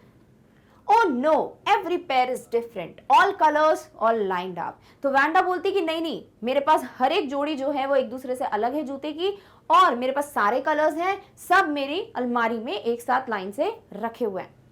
Peggy, who had thought of this game, and Maddie, her inseparable friend, were always the last to leave। तो पैगी जिसने ये पूरा गेम सोचा था, मतलब उसी ने स्टार्ट किया था मजाक उड़ाना, और मैडी जो है वो उसकी ऐसी दोस्त है जो बिल्कुल अलग नहीं हो सकती पैगी से, मतलब पैगी जो करेगी वो उसका साथ देगी, भले ही वो गलत हो। Were always the last to leave, भले ही सब चले जाते थे वांडा से प्रश्न करते करते, बट ये लोग हमेशा आखिरी में जाते थे, जब तक ये बिल्कुल दिल भर के, जी भर के मजाक ना उड़ा लें किसका, वांडा का। Finally Wanda would move up the street, her eyes dull and her mouth closed. Finally फिर वांडा जो है वो बॉगिन साइड के लिए जाती है, तो उसको सड़क की तरफ ऊपर जाना होता है, जहां पर उसकी आंखें बिल्कुल डल हैं, वो बहुत उदास टाइप की है, उसमें कोई भी एक्साइटमेंट नहीं है, उसका मुंह हमेशा बंद रहता था। Hitching her left shoulder every now and then. Hitching का मतलब क्या होता है, आपने एकदम झटके से कोई चीज उठाते हो तो उसका जो लेफ्ट शोल्डर है वो बार बार ऊपर करते करते चलती है। ठीक है, तो ये चीज होती है hitching. Funny way she had finishing the walk to school alone. और ये बहुत अजीब तरीका था, बहुत फनी टाइप का लगता था इनको जिस तरीके से वो चलती थी, और फाइनली फिर वो स्कूल आती थी और इसी तरीके से स्कूल से जाती भी थी। क्लियर? ओके, चलिए। हिचिंग का मीनिंग देखिए, hitching is move into a different position with jerk. Like किसी पोजीशन में आप एक झटके से मूव करते हो, दैट इज झटके से ऊपर खींचना। तो आप अपने हाथ को, मतलब वो अपने लेफ्ट शोल्डर को खींचती थी, that is what is hitching. Clear? Okay, चलिए। ओ नहीं, हर जोड़ी अलग है, सभी रंग, सभी पंक्तिबद्ध हैं। पैगी जिसने इस खेल के बारे में सोचा था, और मैडी उसकी अविभाज्य दोस्त जो उससे कभी अलग नहीं हो सकती, हमेशा आखिरी में वहां से जाते थे। अंत में वांडा सड़क पर चली जाती, उसकी आंखें सुस्त हो और उसका मुंह उसके बाएं कंधे और हर बार अजीब तरह से झटके से ऊपर करती, स्कूल तक का रास्ता अकेले तय करती। यानी कि उसकी आंखें बड़ी सुस्त थी, मुंह हमेशा बंद रहता था, और वो झटके से अपने हाथ को ऊपर करते करते अपना डायरेक्शन चेंज करके जाती थी। ठीक है, और इस तरीके से वो स्कूल तक का रास्ता अकेले तय करती थी, क्योंकि ऑब्वियसली उनके कोई दोस्त नहीं है। ठीक है, चलिए। Peggy was not really cruel. She protected small children from bullies। तो पैगी रियल में क्रूअल नहीं थी, ऐसा नहीं था कि पैगी बहुत क्रूर थी, वो सभी को परेशान करती थी, ऐसा बिल्कुल नहीं है, बल्कि वो छोटे बच्चों को बुली होने से बचाती थी। बुली का मतलब वही है जो पैगी वांडा के साथ करती है, यानी किसी को अपनी ताकत का रौब दिखाते हुए, या अपना जो एक ताकत का यूज करते हुए किसी को परेशान करना, जैसे सीनियर है तो जूनियर को परेशान करना, उसे सबको बुलिंग कहते हैं। ठीक है, तो बुली करने से बचाती थी छोटे बच्चों को वो तो, और वो यहाँ खुद वांडा को बुली कर रही है, तो इसका समझ नहीं आता। Also she cried for hours if she saw an animal mistreated. अगर कभी पैगी देख लेती थी कि कोई किसी जानवर को परेशान कर रहा है, तो वो घंटों तक रोती रहती थी, वो इतनी अच्छी थी, मतलब उसको ये भी देखते नहीं बनता था कि कोई कैसे किसी एनिमल को परेशान कर सकता है। If anybody had said to her don't you think that is a cruel way to treat Wanda, और अगर कभी भी कोई पैगी से पूछता था कि तुम्हें नहीं लगता कि तुम बहुत बुरी तरीके से व्यवहार करती हो वांडा के साथ, तो उसका जवाब होता she would have been very surprised. तो वो शॉक्ड हो जाती है, क्या मैं बुरा व्यवहार कर रही हूँ, cruel, why did the girl से शी हैड 100 ड्रेसेस। भाई मैं कोई क्रूर बुरू नहीं हूं, वैंडा ने ऐसा बोला ही क्यों कि उसके पास 100 कपड़े हैं। Anybody could tell that was a lie. और कोई भी बोल सकता है वैंडा को देखकर कि वो झूठ है, कि भाई उसके पास कोई 100 कपड़े नहीं है। Why did she want to lie? तो उसने झूठ क्यों बोला? लाइक उसको झूठ बोलने की क्या जरूरत है? इसीलिए वो उसका मजाक उड़ाती थी। And she wasn't just an ordinary person, else why did she have a name like that? Also वो कोई नॉर्मल इंसान नहीं है, अदरवाइज उसका नाम ऐसा क्यों होता? तो भाई कोई दूसरे देश से यहाँ आना, नाम अलग होना, इस पे कोई मिसट्रीट थोड़ी करता है। बट वो ये चीज भी सोच रही थी कि एक तो वो झूठ बोलती है, दूसरा उसका नाम अजीब है, तो ना वो नॉर्मल इंसान नहीं है, तो इसलिए इसका वो मजाक उड़ाती थी। Anyway they have never made her cry. तो पैगी वॉज लाइक हाँ ठीक है, वैसे भी मैंने कभी इसको रुलाया नहीं है, मैं सिर्फ परेशान करती हूँ। मतलब अगर वो रो देगी तो फिर परेशान हुए, नहीं रो रही है तो मतलब ये लोग नॉर्मल मजाक कर रहे हैं। ठीक है, चलिए वर्ड देखो, बुली। Bullies is those who use their strength or power to frighten weaker people, यानी कि जो लोग अपनी ताकत इस्तेमाल कर कर अपने से नॉर्मल या अपने से नीचे जो लोग होते हैं पोजीशन में या फिर ताकत में, उनको परेशान करते हैं। सो अपनी ताकत का इस्तेमाल कर कमजोर लोगों को डराना इज व्हाट इज बुली करना, और ऐसे लोग जो करते हैं उन्हें बुलीज कहा जाता है। ठीक है, चलिए हिंदी में देखते हैं। पैगी वास्तव में क्रूर नहीं थी, वो छोटे बच्चों को तंग करने वाले लोगों से बचाया करती थी, और अगर वो किसी जानवर के साथ दुर्व्यवहार होता देखती तो वो घंटों तक रोती रहती। अगर कोई भी उससे कहता था क्या तुमको नहीं लगता कि वैंडा के साथ व्यवहार करना यह एक क्रूर तरीका है, यानी तुम जिस तरीके से प्रश्न करती हो ये बहुत क्रूर नहीं लगता तुमको, उसे बहुत हैरानी होती। क्रूर? उसने क्यों कहा कि उसके पास 100 कपड़े हैं? कोई भी बता सकता था कि ये झूठ है। वह झूठ क्यों बोलना चाहती थी? और वह सिर्फ एक साधारण व्यक्ति नहीं थी, अन्यथा उसका ऐसा नाम क्यों था? वैसे भी मैंने उसे कभी रुलाया नहीं है। और इस तरीके से वो सबको एक्सप्लेन कर देती। तो पैगी के हिसाब से जो वो कर रही थी वो कोई इतनी बड़ी चीज नहीं थी, क्योंकि ना तो कभी उन्होंने वैंडा को रुलाया, ना कभी उसने वैंडा को ऐसे मतलब देखा कि वो सच बोल रही है। उसको ये था कि वैंडा झूठ क्यों बोल रही है, कि उसके पास एक ही कपड़े जो पहन के आती है, बोलती है मेरे पास 100 कपड़े हैं। दूसरी बात, उसका नाम इतना अजीब है, इतना अलग है, तो वो नॉर्मल इंसान नहीं है, साधारण इंसान नहीं है। तो अगर हम उसका मजाक उड़ा रहे हैं ना, तो ये कोई भी क्रूर बात नहीं है, ये नॉर्मल है। हाँ, अगर जिस दिन कभी रुला दिया तो फिर अलग बात हो जाती है, तो हमने कभी उसको रुलाया नहीं है। और इस तरीके से पैगी को कभी रियलाइज ही नहीं होता है कि वो जो कर रही है वो गलत है। जैसे हमको पता चल रहा है कि भाई पैगी का व्यवहार गलत है, बट उसको ये चीज समझ नहीं आती है। क्लियर है? चलिए आगे बढ़ते हैं। नेक्स्ट क्या होता है कि भाई ऑब्वियसली बता दिया उन्होंने कि पैगी सच में क्रूअल नहीं थी। इट्स जस्ट दैट पैगी जिस तरीके से देखती है कि वैंडा झूठ बोल रही है, उसको लेके उस चीज को बहुत चिढ़ मचती है उसे, और फिर वो परेशान करती है किसको? वैंडा को।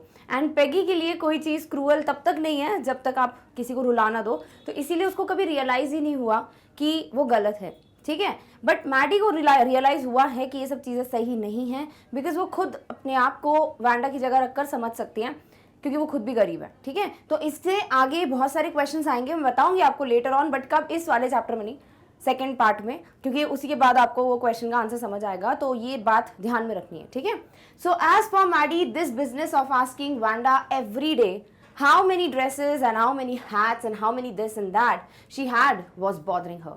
तो भाई ये जो मैडी हैं जब भी देखती थी कि पैगी जो है हमेशा कुछ ना कुछ पूछ रही है कि तुम्हारे पास कितने कपड़े हैं, तुम्हारे पास कितने जूते हैं, कभी पूछती थी तुम्हारे पास कितनी हैट्स हैं, और कब कितनी चीज़ें और भी हैं जिसको बताया नहीं है, दिस एंड दैट लिख के यानी सॉर्ट ऑफ एक्सेट्रा बता दिया।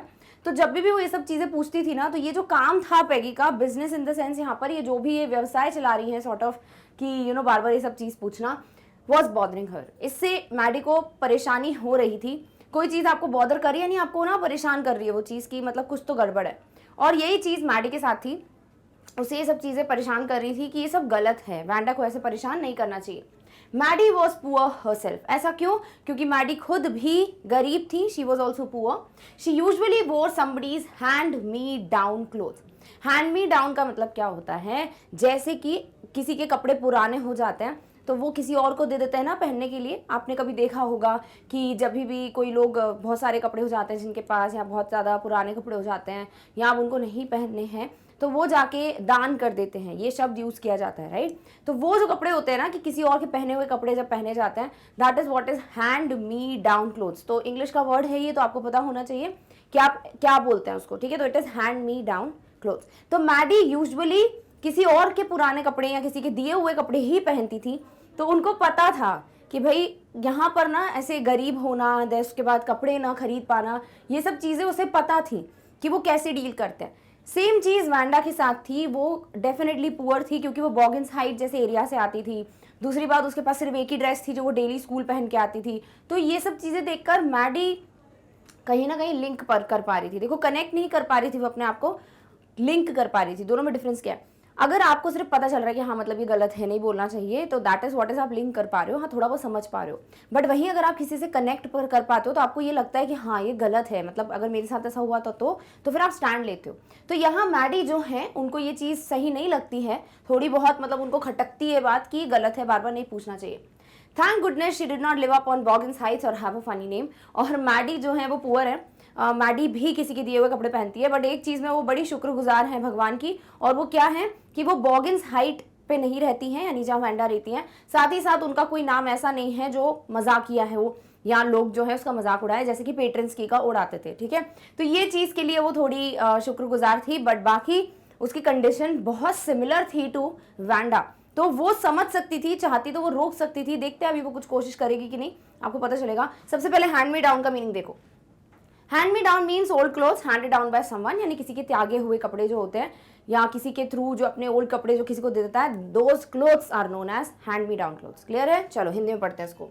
सो जहां तक मैडी का सवाल है, वैंडा से हर दिन यह पूछना कि कितने कपड़े और कितनी टोपियां या कितने जूते और कितने वो सब उसके पास थे, मैडी को परेशान कर रहा था। लाइक हर चीज़ पे कि तुम्हारे पास कितनी चीज़ें हैं, तुमने क्या बताया कितने जूते हैं। तो ये सब चीज़ें सुन सुनकर वैंडा जो है मैडी जो है वो परेशान हो रही थी। मैडी खुद गरीब थी, मैडी खुद भी जो है थोड़ी लो इनकम क्लास से बिलोंग करती थी। ठीक है, उनको भी फाइनेंशियली प्रॉब्लम था, तो थोड़ा बहुत लिंक कर पा रही थी। वह आमतौर पर किसी के त्यागे हुए कपड़े ही पहनती थी। भगवान का शुक्र है वह बॉगिन्स हाइट्स पर नहीं रहती थी, या उनका कोई हास्यजनक नाम नहीं था, क्योंकि अदरवाइज इनका भी मजाक उड़ सकता था जैसे वैंडा का उड़ता है। क्लियर है? चलो आगे बढ़ते हैं। Sometimes when Peggy was asking Wanda those questions in that mocking, polite voice, Maddie felt embarrassed and studied the marbles in the palm of her hand, rolling them round and saying nothing herself. तो कभी कभी जब पैगी जो है ये प्रश्न पूछती होती थी ना वैंडा से, मतलब पैगी खड़ी है, पैगी के साथ मैडी खड़ी है, पैगी जब वैंडा से पूछ रही होती थी ये सारे जो क्वेश्चंस हैं, वो भी एक मॉक करते हुए, मजाक उड़ाते हुए, किसी का क्या बोलते हैं, किसी को ताना कसते हुए जब आप कुछ बोलते हो ना, मॉक करना होता है। ठीक है, और मॉकिंग पोलाइट वॉइस है, यानी कि बोल विनम्रता से रही हैं, बट वो विनम्र तरीका असली में विनम्र नहीं है, बल्कि वो टॉन्ट करने के लिए है, ताना मारने के लिए है। मैडी को बहुत शर्म आती थी, एम्बैरेस्ड फील होता था, बिकॉज वो भी उस स्थिति को समझ सकती थी। And studied the marbles in the palm of her hand, और उसके पाम में, हथेली में जो मार्बल्स यानी कंचे होते थे, वो उनके साथ खेलती रहती थी, उसको रोल वोल करती रहती थी, और खुद कुछ कहती नहीं थी कि कभी कह दिया पैगी को कि पैगी गलत है, मत बोलो, क्या रोज रोज पूछना, यहाँ से चले जाना, ये सब चीजें वो नहीं करती थी। इसका भी रीजन है, बाद में पता चलेगा, बट अभी ये सब समझ में आ गया, आई होप सो। फटाफट से वर्ड्स देख लेते हैं। सो मॉकिंग और एम्बैरेस्ड का मतलब, mocking is falls meant to make fun of, किसी का मजाक उड़ाना, यहाँ पे नकली के लिए, यानी कि नकली पोलाइट वॉइस या मजाक उड़ाने वाली जो पोलाइट वॉइस है, that is what is मॉकिंग। Embarrassed मतलब अशेम्ड, यानी शर्मिंदा, तो उसको बड़ी शर्मिंदगी होती थी कि हम क्या कर रहे हैं, लाइक पैगी क्या कर रही हैं। देखो, आप कभी कोई गलत कर रहा है, यानी आप खुद कुछ गलत कर रहे हो, तो डेफिनेटली आप गलत हैं। बट अगर आपको पता है, जैसे आप कोई हो कि आप देख रहे हो किसी को गलत करते हुए और आप जानते हैं वो गलत है, फिर भी कुछ नहीं कह रहे हैं, तो आप डबल गलत हो जाते हैं। राइट? कहते हैं ना कि जुल्म करने से जुल्म सहने वाला ज्यादा दोषी होता है। आई होप सो मैं सही लाइन बोल रही हूँ। तो यही चीज यहाँ पर भी लागू होती है कि कोई कुछ गलत कर रहा है तो वो तो गलत है, बट अगर आप गलत होते हुए देख रहे हो और आपको पता है वो गलत है, तो आप बहुत ज्यादा गुना गलत हो जाते हो as compare to that person. Clear है? चलो ठीक है, हिंदी में देखते हैं। सो कभी कभी जब पैगी उस मजाक उड़ाने वाले विनम्र स्वर में वांडा से पूछती थी, सवाल पूछ रही होती थी, तो मैडी को शर्मिंदगी महसूस होती और वह अपने हाथ की हथेली में कंचों को देखने लगती, उन्हें गोल घुमाती और खुद कुछ नहीं कहती, कुछ भी नहीं कहती, खेलती रहती उनसे, मतलब सॉर्ट ऑफ अपने आप को डिस्ट्रैक्ट करती रहती कि चलो मेरे को ना पार्टिसिपेट नहीं करना है। क्लियर है? ठीक है। Not that she felt sorry for Wanda, क्या हमें अभी तक तो ये लग रहा था कि उसे बुरा लग रहा है वैंडा के लिए, राइट? हमें अभी तक क्या लग रहा था कि मैडी तो चलो समझदार निकली, उसको पता है कि गलत है, तो उसे समझ आ रहा होगा कि कहीं ना कहीं ये गलत है, या उसे वैंडा के लिए बुरा लग रहा होगा, बट ऐसा कुछ नहीं है। उसे वैंडा के लिए बुरा लग रहा हो इसीलिए नहीं वो एम्बैरेस्ड फील करती थी, बल्कि she would never have paid any attention to Wanda if Peggy had not invented the dresses game. Maddie को ऐसा नहीं था कि वैंडा के साथ मत करो ऐसे मजाक, उसको बस ये था कि क्यों करना है, बस मतलब फालतू में क्या ही मिल रहा है हमको, तो ये चीज थी उसके दिमाग में, ठीक है। उसको ये नहीं था कि वांडा को मत बोलो क्योंकि वांडा के लिए उसको बुरा लग रहा है, नहीं, वो कभी ध्यान भी नहीं देती वांडा पे अगर पैगी ये पूरा गेम जो है वो स्टार्ट नहीं करती, ड्रेसेस वाला गेम कि तुम्हारे पास कितनी ड्रेसेस हैं, 100 dresses all lined up etcetera etcetera. But suppose Peggy and all the others started in on her next. She wasn't as poor as Wanda, perhaps, but she was poor. तो यहाँ पर Maddie जो है वो सोचने लगती हैं कि अगर वो बोल देती हैं पैगी को, मैडी जो है पैगी को बोल देती है कि वांडा का मजाक उड़ाना बंद कर दो या ये सब गलत है, ये सब सही नहीं है, तो व्हाट इफ अगर पैगी और उसके साथ की जो उसकी दोस्त हैं जो वांडा का मजाक उड़ाती हैं वो अब उसका मजाक उड़ाने लगे। यानी कि मैडी को डर था कि अगर मैं पैगी को बोलूंगी कि तुम जो कर रही हो वो गलत है, मत करो, तो ऐसा तो नहीं कि पैगी जो है वो अपने दोस्तों के साथ अब मेरा मजाक उड़ाने लगेगी। उसको इस चीज का डर था क्योंकि वो खुद भी गरीब थी, राइट। अब उसको ये लगता है कि शायद वो उतनी गरीब नहीं थी जितनी वांडा है, बट वो गरीब थी। तो उनको पता था कि पैगी जानती है उसकी कंडीशन और पैगी जो है बाकी दोस्तों के साथ उसका मजाक उड़ाने ना लगे। Of course she would have more sense than to say she had 100 dresses. But हाँ, मैडी बोलती है, मतलब मैडी यहाँ पर एक्सप्लेन कर रही है, सोच रही है कि डेफिनेटली उसमें ज्यादा अक्ल होगी एज कम्पेयर टू वांडा, कि वो ये तो नहीं बोलेगी कम से कम कि मेरे पास 100 ड्रेसेस हैं, जब पता है कि नहीं है तो ऐसा क्यों बोलना। तो मैडी ये सोचती है कि मैं वांडा से ज्यादा सेंसिबल होती, ज्यादा समझदार होती और मैं कभी नहीं बोलती कि मेरे पास 100 ड्रेसेस हैं, बल्कि दुनिया वालों को दिख रहा है, लाइक स्कूल के बच्चों को दिख रहा है कि मेरे पास एक ही ड्रेस है पहनने को। तो वो चीज उसके दिमाग में चल रही थी। Still she would not like for them to begin on her. She wished Peggy would stop teasing Wanda Petronski. फिर भी भले ही वांडा ने सॉर्ट ऑफ झूठ बोला है इनके लिए अभी कि उसके पास 100 कपड़े हैं, भले उसने ये सब बोला है, फिर भी मैडी नहीं चाहती कि पैगी ये सब कंटिन्यू करें और बार बार परेशान करें वांडा को। वो बहुत स्ट्रांगली विश कर रही थी, वो ऐसा सोचती थी कि काश पैगी जो है वो ये सब चीजें बंद कर दे और वांडा का मजाक उड़ाना बंद कर दे। तो ये चीज मैडी को लग रही थी अब कि ये नहीं होना चाहिए। अब इसके लिए वो स्टैंड लेंगी तो बहुत बढ़िया बात है। स्टैंड लेना मतलब आगे होके खुद बोलना कि नहीं ये गलत है, ठीक है, और नहीं बोलती हैं तो फिर तो डेफिनेटली मैडी बहुत बड़ी गलत हो जाएंगी। क्लियर? फटाफट से मीनिंग देख लो। टीजिंग का वैसे ऑलरेडी बता दिया है मैंने इतनी बार। सो टीजिंग मतलब मेकिंग फन ऑफ, किसी को जब तंग करते हैं ना तो टीज या टीजिंग वर्ड यूज करते हैं। ये शब्द आप कृपया करके दिमाग में रख लो, नोट डाउन कर लो इस चैप्टर के अंतर्गत, क्योंकि आपको कभी कोई क्वेश्चन आता है तो वहां आप मेक फन ऑफ की जगह यूज कर सकते हो वर्ड टीज करना या टीजिंग, डिपेंडिंग क्या टेंस है, ठीक है। अगर नॉर्मल टेंस होगा तो टीज वर्ड यूज कर लोगे, अगर कंटिन्यूअस होगा तो टीजिंग यूज करोगे, ठीक है। चलो, ऐसा नहीं है कि उसे वांडा के लिए बुरा लगता है। अगर पैगी ने कपड़े का जो खेल है वो शुरू नहीं किया होता तो मैडी ने वांडा पर कभी ध्यान ही नहीं दिया होता। लेकिन मान लीजिए कि पैगी और अन्य सभी अगर अब मैडी का मजाक उड़ाने लगते तो वह वांडा की तरह गरीब नहीं थी शायद, लेकिन वो गरीब थी, तो मतलब वो थी तो पुअर। तो ये लोग अगर उसका मजाक उड़ा रहे हैं वांडा का तो इसका भी उड़ा सकते हैं, मैडी के दिमाग में चल रहा था। बेशक उसके पास इतनी समझदारी थी कि वो यह न कहे कि उसके पास 100 कपड़े हैं, फिर भी वो नहीं चाहेगी कि वे मजाक उड़ाएं। वो चाहती थी कि पैगी वांडा पेट्रिंस्की को चिढ़ाना बंद कर दे। तो डेफिनेटली मैडी बहुत स्ट्रांगली ये चाहती थी कि ये मजाक उड़ाना बंद कर दे, बहुत हो गया है। अब कोशिश भी करेंगी वो, ठीक है, अभी आगे जाके वही पढ़ने वाले हम, बट वो कोशिश करेंगी, उसको कंप्लीट करेंगी, कि कोशिश करने की कोशिश करेंगी और फिर वो कोशिश ही रह जाएगी। बहुत कोशिश हो गया, आई होप समझ आ गया, ठीक है। चलो आगे पढ़ते हैं क्या करती हैं। Today, even though they had been late to school, Maddie was glad that she had not had to make fun of Wanda. She worked her arithmetic problems absent-mindedly. 8 times 8, let's see. अब होता क्या है कि इन लोग को school के लिए late हो गया। अगर आपको थोड़ी देर पहले की कहानी याद हो तो ये लोग लेट हो गए हैं, पैगी और मैडी। दिन है वेंसडे, बुधवार का दिन है, और ये लोग इसलिए लेट हुए हैं क्योंकि ये वांडा का इंतजार कर रहे थे उसका मजाक उड़ाने के लिए, पर वांडा स्कूल आई ही नहीं। और इन्होंने क्लासरूम में जाके नोटिस किया कि वांडा तो एब्सेंट है, ठीक है। तो मैडी जो है भले ही लेट हो गई थी स्कूल के लिए, पैगी भी हो गई थी, बट वो बहुत खुश थी मैडी कि एटलीस्ट उसको आज देखना नहीं पड़ा कि पैगी जो है मजाक उड़ा रही है किसका, वांडा का। और वो फिर अपने जो मैथमेटिक्स प्रॉब्लम्स हैं उन्हें सॉल्व कर रही है, बट एब्सेंट माइंडेडली कर रही है, यानी पूरा फोकस नहीं है सब्जेक्ट पे या क्लास में, उसका दिमाग कहीं और चल रहा है। यानी कहीं और जब आपका ध्यान होता है, आप पूरी तरीके से फोकस करके काम नहीं करते हो तो आप बंद दिमाग से काम कर रहे हो, that is absent mindedly. Clear? और फिर वो करने लगती है 8 टाइम्स 8, क्योंकि अरिथमेटिक है तो वो मल्टीप्लीकेशन वगैरह कर रही हैं, तो वो सोचती रहती है, बट अभी भी उनका दिमाग यहाँ पर नहीं है। क्लियर है? चलो बड़ा बड़ा वर्ड देख लो, एब्सेंट माइंडेडली, हैविंग और showing a lack of attention. यानी कि अगर आप अटेंटिव नहीं हो किसी चीज को करते वक्त, आप ध्यान नहीं दे रहे हो, दैट इज ध्यान न होना, इज एब्सेंट माइंडेडली। ठीक है, चलो आज भले ही उन्हें स्कूल जाने में देर हो गई थी, लेकिन मैडी खुश थी कि उसे वैंडा का मजाक नहीं बनाना पड़ा।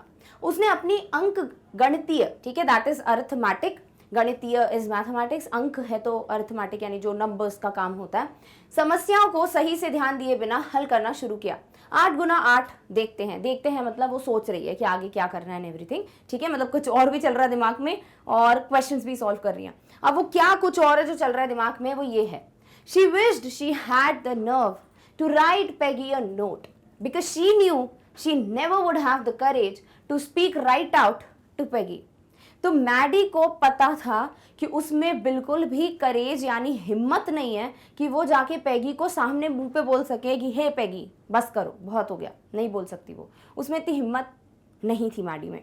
बट वो ये सोच रही थी कि काश उसमें उतनी नर्व हो। अभी नर्व क्या होता है, नस, राइट, बट एक और मीनिंग होता है यहाँ पे नर्व का, नर्व मतलब होता है हिम्मत, ठीक है, साहस। तो यहाँ पर मैडी ऐसा विश कर रही हैं कि काश उनमें इतनी हिम्मत होती कि वो एक नोट लिख पाती, नोट मतलब एक छोटा सा लेटर, ठीक है, दैट इज जिसको पत्री कहते हैं। तो काश वो एक छोटा सा नोट लिख पाती जिसमें वो मेंशन करती, क्या मेंशन करेंगे भी हम पढ़ेंगे, क्योंकि वो सामने जाके पैगी के मुंह पे बोलने की हिम्मत नहीं रखती है। क्या बोलने की हिम्मत, hey Peg let's stop asking Wanda how many dresses she has. तो जब भी कोई बहुत क्लोज फ्रेंड होते हैं तो बहुत नाम वाम चेंज कर देते हैं ना, मतलब अच्छा खासा नाम भी होता है तो पप्पू चप्पू ऐसे नाम वाम रख देते हैं हम लोग प्यार से, ठीक है, प्यार से नाम बिगाड़ देते हैं। तो वैसे ही ये पैगी को पेग बोलती हैं प्यार से, ठीक है। तो हे पेग यानी कि जाके वो पैगी को बोलेंगी कि अरे पेग सब बंद करते हैं, लाइक लेट्स स्टॉप टीजिंग वैंडा, चलो अब हम ना वैंडा का मजाक उड़ाना बंद करते हैं और उससे नहीं पूछेंगे अब हम कि उसके पास कितने ड्रेसेस हैं। ये वो बोलना चाहती थी बट ये बोलने की हिम्मत उसमें नहीं थी। तो उसने सोचा कि चलो काश मेरे में इतनी हिम्मत तो आ जाए कि मैं वो उसको लिख के पैगी को दे पाऊं। When she finished her arithmetic, she did start a note to Peggy। ये हुर्रे, फाइनली कुछ पॉजिटिव हुआ। यानी यहाँ पर जैसे ही वो अपने मैथमेटिक्स के प्रॉब्लम्स या अंक गणितीय के जो भी सवाल हैं उनको जैसे ही खत्म करती है वो, तो वो स्टार्ट करती है एक छोटा सा पत्र यानी पत्री यानी नोट लिखना। और जैसे ही वो नोट लिखना चालू करती हैं, suddenly she paused and shuddered. लिख रही थी, ठीक है, और एकदम से वो रुक गई, पॉज हो गई और शडर्ड यानी कांपने लगी, शिवर करने लगी। क्यों कांप रही थी वो, उसका रीजन अगले आपको पैराग्राफ में पता चलेगा, बट पहले हम इन दोनों वर्ड्स का मीनिंग देख लेते हैं। तो न होता है करेज यानी हिम्मत, ठीक है, अभी मैंने बताया, तो ये अच्छा वर्ड है, ध्यान में रखना। तो न को नस मत पकड़ लेना यहाँ पे कि ये नस है कि उसमें काश नस होती बात करने की, वो कुछ नहीं होता है, इनसेंसिबल हो गया वो। यहाँ पर नर्व का मतलब हिम्मत है। नेक्स्ट आ जाते हैं शडर्ड यानी शिवर, कांपना। अभी वो क्यों कांप रही हैं पढ़ लेते हैं पहले हिंदी में इसको, फिर बताऊंगी। सो वह चाहती थी कि उसमें पैगी को एक नोट लिखने की हिम्मत हो, क्योंकि वह जानती थी कि वह कभी भी पैगी से सीधे बात करने की हिम्मत नहीं कर पाएंगी। यह कहने के लिए कि अरे पैग वैंडा से पूछना बंद करो कि उसके पास कितने कपड़े हैं। जब उसने अपना अंक गणित पूरा किया तो उसने पैगी को एक नोट लिखना शुरू किया। अचानक वह रुकी और कांपने लगी। तो वो रुक जाती है और कांपने लगती है, भले उसने स्टार्ट किया लिखना, बट ऐसा क्या उसके दिमाग में आता है कि वो रुक जाती है। तो रीजन ये था, she pictured herself in the schoolyard, a new target for Peggy and the girls। यानी कि जैसे पैगी और बाकी की लड़कियां और मैडी खड़े होकर वैंडा का मजाक उड़ाते थे, अब मैडी के दिमाग में एक पिक्चर आ रहा है जहां पर वो उसी जगह खड़ी है, स्कूल यार्ड यानी प्लेग्राउंड में, मैदान में, और वैंडा की जगह अब वो खुद हैं। यानी पैगी और बाकी लड़कियां अब वैंडा का नहीं बल्कि मैडी का मजाक उड़ा रही हैं, ऐसा वो सोच रही हैं, ऐसी वो कल्पना कर रही हैं। Peggy might ask her where she got the dress that she had on। और वो ये सोचती है कि अगर मतलब वो टारगेट है अगला, तो पैगी इनसे प्रश्न पूछेंगी अब कि तुमने जो ये ड्रेस पहनी है वो कहाँ से आई। And Maddie would have to say it was one of Peggy's old ones. और मैडी को बताना पड़ेगा कि ये जो मैंने ड्रेस पहनी है वो पैगी के पुराने कपड़ों में से है, यानी पैगी के कुछ कपड़े हैं जो अब वो नहीं पहनती तो उसने उसको दे दिया मैडी को, और मैडी वो ड्रेस पहनी हुई है। That Maddie's mother had tried to disguise with new trimmings so no one in room 13 would recognize it। disguise word बहुत अच्छा है, पढ़ लेना चाहिए एक बार आपको।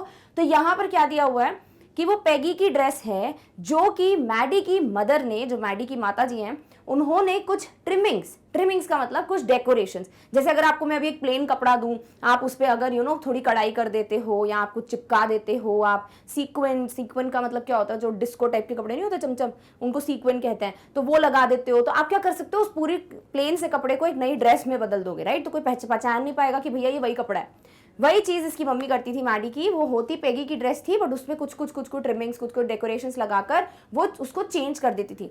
तो डिस्गाइज का मतलब होता है किसी भी चीज की असली आइडेंटिटी को छुपाना।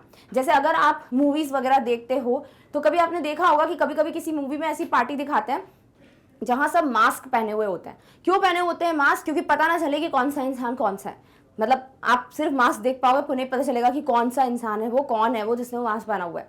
तो वो कहलाती हैं डिस्गाइज पार्टीज, ठीक है, जहां पर सामने वाले की जो रियल आइडेंटिटी है वो पता नहीं चलती, ठीक है। तो that is what is disguise, जो आपको प्लीज ध्यान में रखना, एक अच्छा वर्ड है।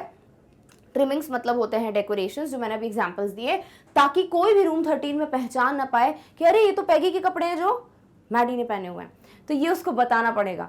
ये सोचकर वो कांपने लगी कि अगर मैंने लिख तो दिया, नोट दे भी दिया मैंने पैगी को, व्हाट इफ पैगी गुस्से में आ जाए, पैगी बाकी लड़कियों के साथ अब मेरा मजाक उड़ाने लगे, सबके सामने पूछे अगर तो ये कपड़े कहाँ से आए, तो मेरे को सबको बताना पड़ेगा। और ऑब्वियसली किसी को भी शर्मिंदगी महसूस होगी क्योंकि ये बच्चे हैं, ठीक है। तो बच्चों को यही लगता है कि मतलब किसी के सामने ना इंसल्ट नहीं होनी चाहिए हमारी। हम जैसे जैसे बड़े होते फिर हमको समझ आता है कि यार ये चीजें मैटर नहीं करती, राइट। तो ये चीज सोचकर वो कांपने लगती है। एंड अब वो क्या करेंगी, नोट कंप्लीट करेंगे कि नहीं वो देखेंगे। पहले इन दोनों वर्ड्स का मीनिंग देख लो।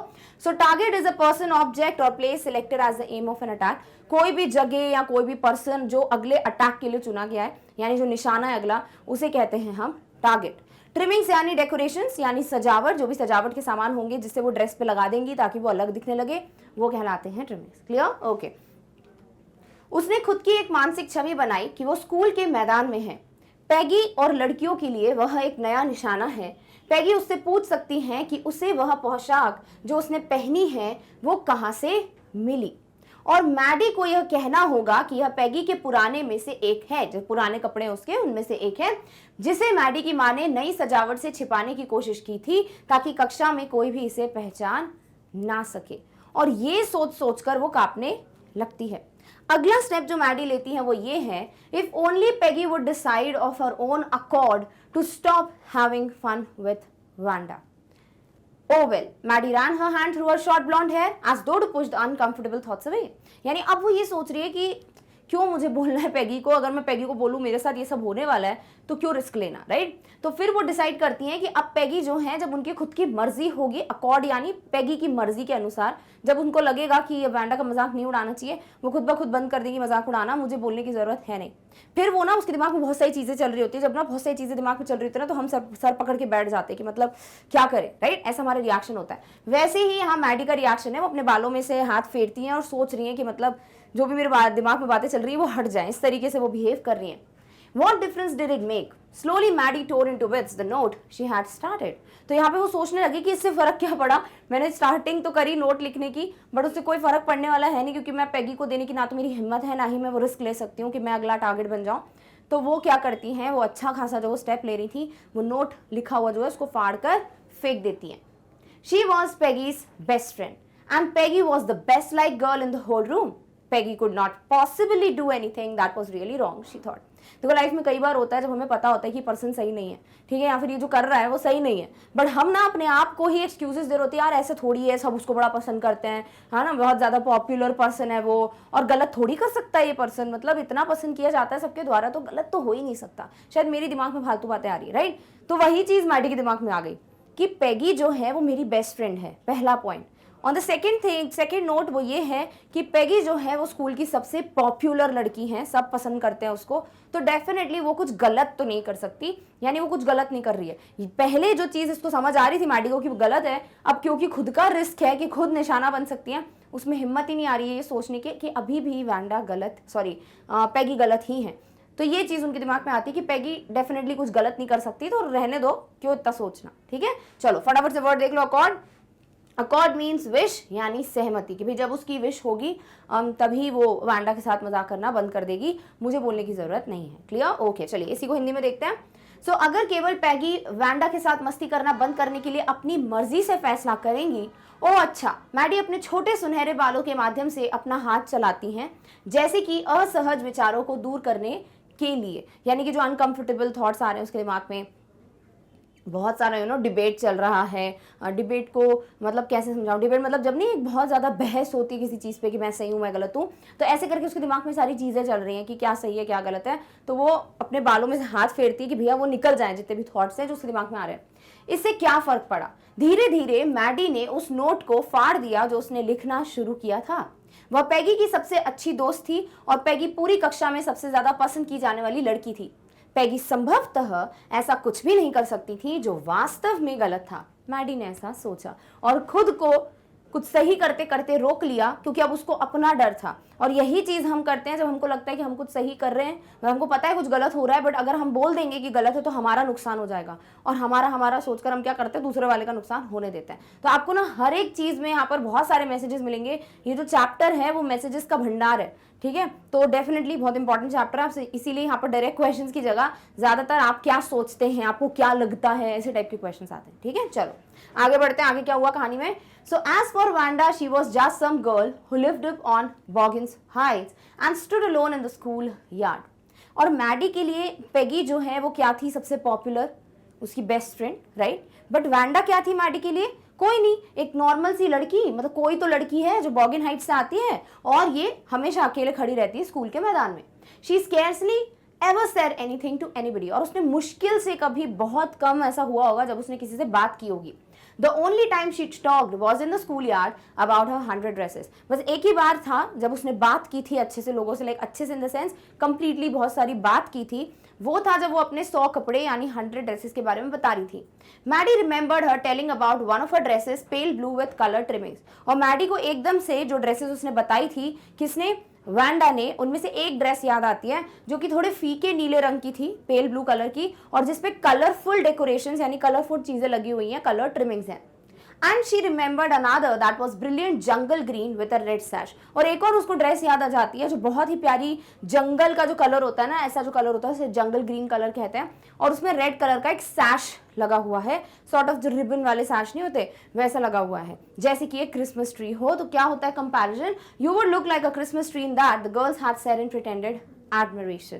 तो जैसे ही वांडा बताती हैं कि मेरे पास एक और ड्रेस है जो जंगल हरे कलर की है और उस पर रेड कलर का सैश है, तो लड़कियां जो हैं वो ऐसे नकली एडमिरेशन दिखाते हो। जब आप किसी को एडमायर करते हो तो आप ऐसे हो जाते हो, my God you look so pretty man, कि मतलब तुम कितने अच्छे लोग होगे उसमें, ये होता है असली admiration. But when you pretend, यानी आप जब दिखावा करते हो तो आप ऐसे दिखावटी तरीके से बोलोगे हाँ हाँ तुम ना क्रिसमस ट्री की तरह लगोगे उसमें, मतलब मजाक उड़ाते हुए, ठीक है। तो मजाक उड़ाते हुए ये लोग बोलते हैं वांडा को कि तुम अगर वो ड्रेस पहनोगी तो तुम एक क्रिसमस ट्री की तरह लगोगी। तो ये दोनों ड्रेसेस याद रखनी है, क्योंकि इस पे आगे जाके भी बात होने वाली है कि कौन सी 2 ड्रेसेस हैं जो वांडा ने बताया था इन लोगों को। क्लियर है, ठीक है। चलो वर्ड्स देख लो।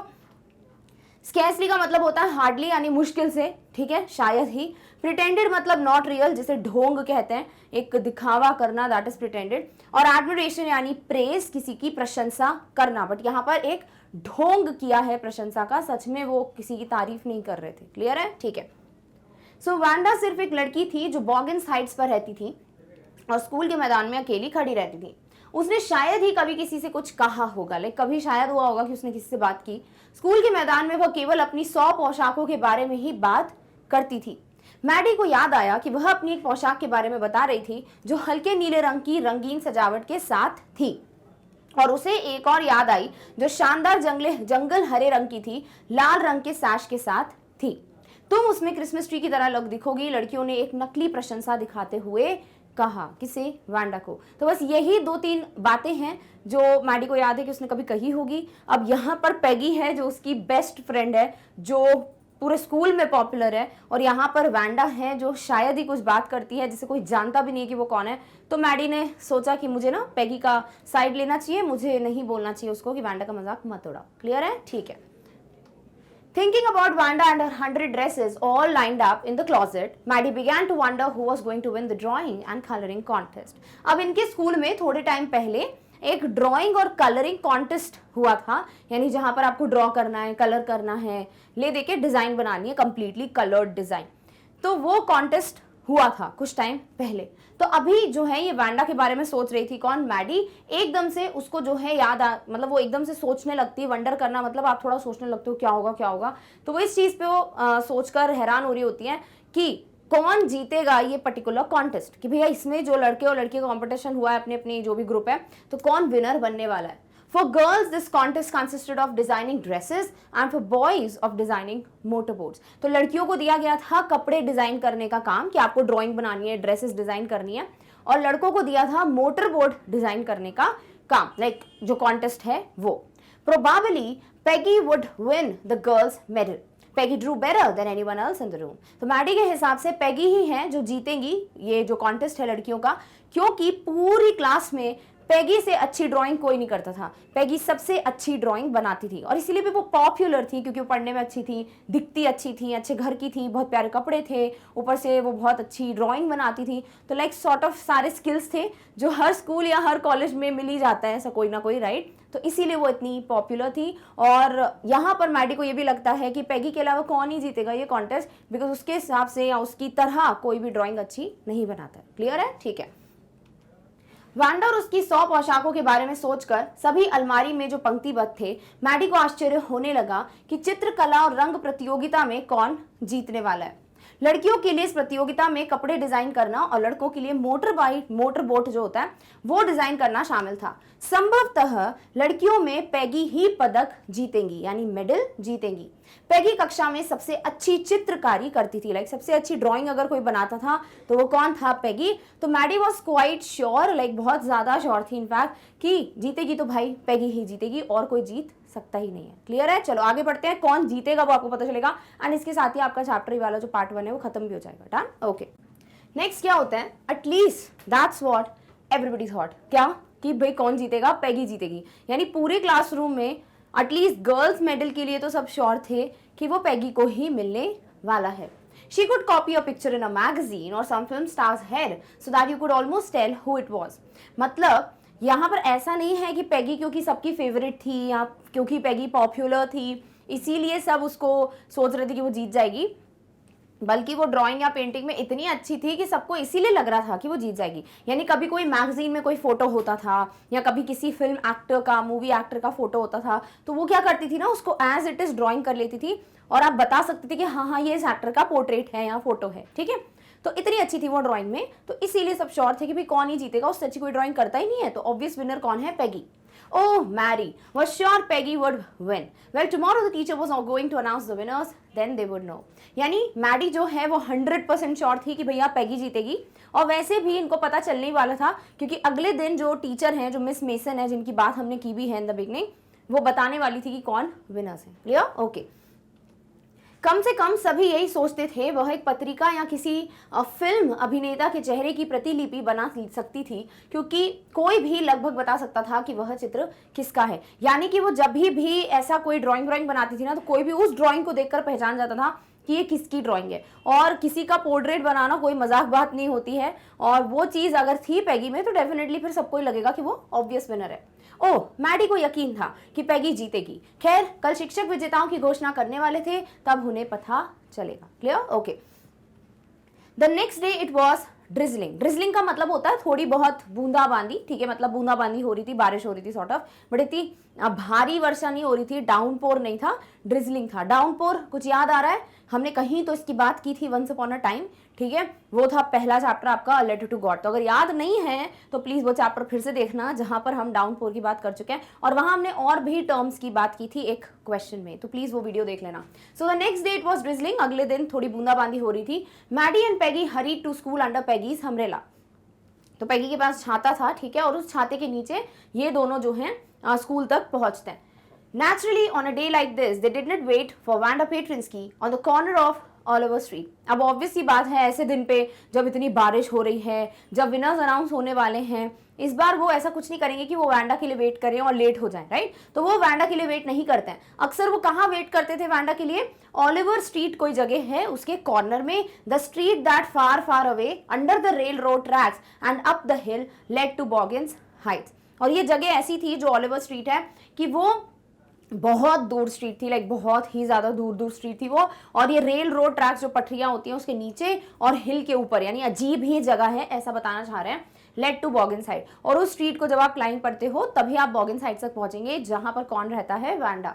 Anyway, they weren't taking chances on being late today because today was important. तो फिर भी कुछ भी हो, बारिश हो या कुछ भी हो, ये लोग आज कोई रिस्क ले ही नहीं सकते थे वांडा का इंतजार कर कर लेट होने का, क्योंकि आज का दिन बड़ा इंपॉर्टेंट था। मतलब जब आपको पता है कि आपने ना कुछ बेस्ट किया है, जैसे सपोज अगर आपको पता आप एग्जाम में ना टॉप करने वाले हो, आपके बेस्ट मार्क्स आएंगे, टीचर आपकी बड़ी तारीफ करेगी, तो रिजल्ट डे के लिए ना बड़े एक्साइटेड होते हो कि मम्मी पापा जल्दी चलो, मतलब उस दिन तो ऐसे जल्दी उड़ जाओगे, तैयार हो जाओगे, पता नहीं क्या ही मिलने वाला, राइट? क्योंकि उस दिन आपकी तारीफ होगी, लोगों के सामने लिखा होगा नाम कि ये विनर है या ये फर्स्ट रैंकर हैं, तो ये चीज जो है हमेशा एक्साइट करती है। तो इसीलिए ये लोग बड़े एक्साइटेड थे, उस दिन लेट नहीं हो सकते थे बिकॉज पेगी को मेडल मिलने वाला था। क्लियर है? ओके। सो ड्रिजलिंग का मतलब होता है अ वेरी लाइट रेन, यानी बूंदाबांदी, थोड़ी बहुत बूंदाबांदी, that is what is drizzling. Clear? Alright, चलिए हिंदी में देखते हैं इसको। अगले दिन बूंदाबांदी हो रही थी। मैडी और पेगी जल्दी से पेगी की छाते में स्कूल गए। स्वाभाविक रूप से इस तरह के दिन पर उन्होंने ओलिवर स्ट्रीट के कोने पर वांडा पेट्रिंस्की की प्रतीक्षा नहीं की। वह सड़क जो बहुत दूर रेल की पटरियों के नीचे और पहाड़ी के ऊपर बॉगिंस हाइट्स की ओर ले जाती थी। वैसे भी वे आज देर से जाने का खतरा नहीं उठा सकते थे, क्योंकि आज का दिन महत्वपूर्ण था, आज का दिन बहुत ही ज्यादा जरूरी था। क्या था भाई? आज मेडल मिलने वाला था।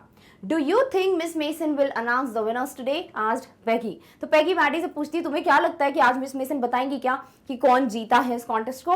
ओह, I hope so the minute we get in, said Maddie. तो मैडी बोलती है, हाँ मुझे उम्मीद है पूरी कि हम जैसी क्लासरूम में एंटर करेंगे मिस मेसन अनाउंस कर देंगी कि कौन विनर है। Of course you will win peg. अब ऐसा होता है ना दोस्तों को बोलना, लाइक सॉर्ट ऑफ कि कम ऑन तुम्हें जीतने वाली हो, तो यहाँ पर जो मैडी है वो पेग को बोलती है कि कम ऑन, ऑफ कोर्स 100% तुम ही जीतोगी। Hope so said Peggy eagerly. Now Peggy was like, हाँ मुझे भी आशा है, लाइक शी न्यू कि शी वुड विन, बट ऐसा करना पड़ता है ना थोड़ी एक्टिंग, तो पेगी वाज लाइक कि हाँ हाँ मतलब काश ऐसा ही हो, और वो बड़ी ईगर थी, बड़ी उत्सुक थी खुद को एज विनर देखने के लिए। क्लियर? ओके। क्या तुम्हें लगता है कि मिस मेसन आज विजेताओं की घोषणा करेंगी? पेगी ने पूछा।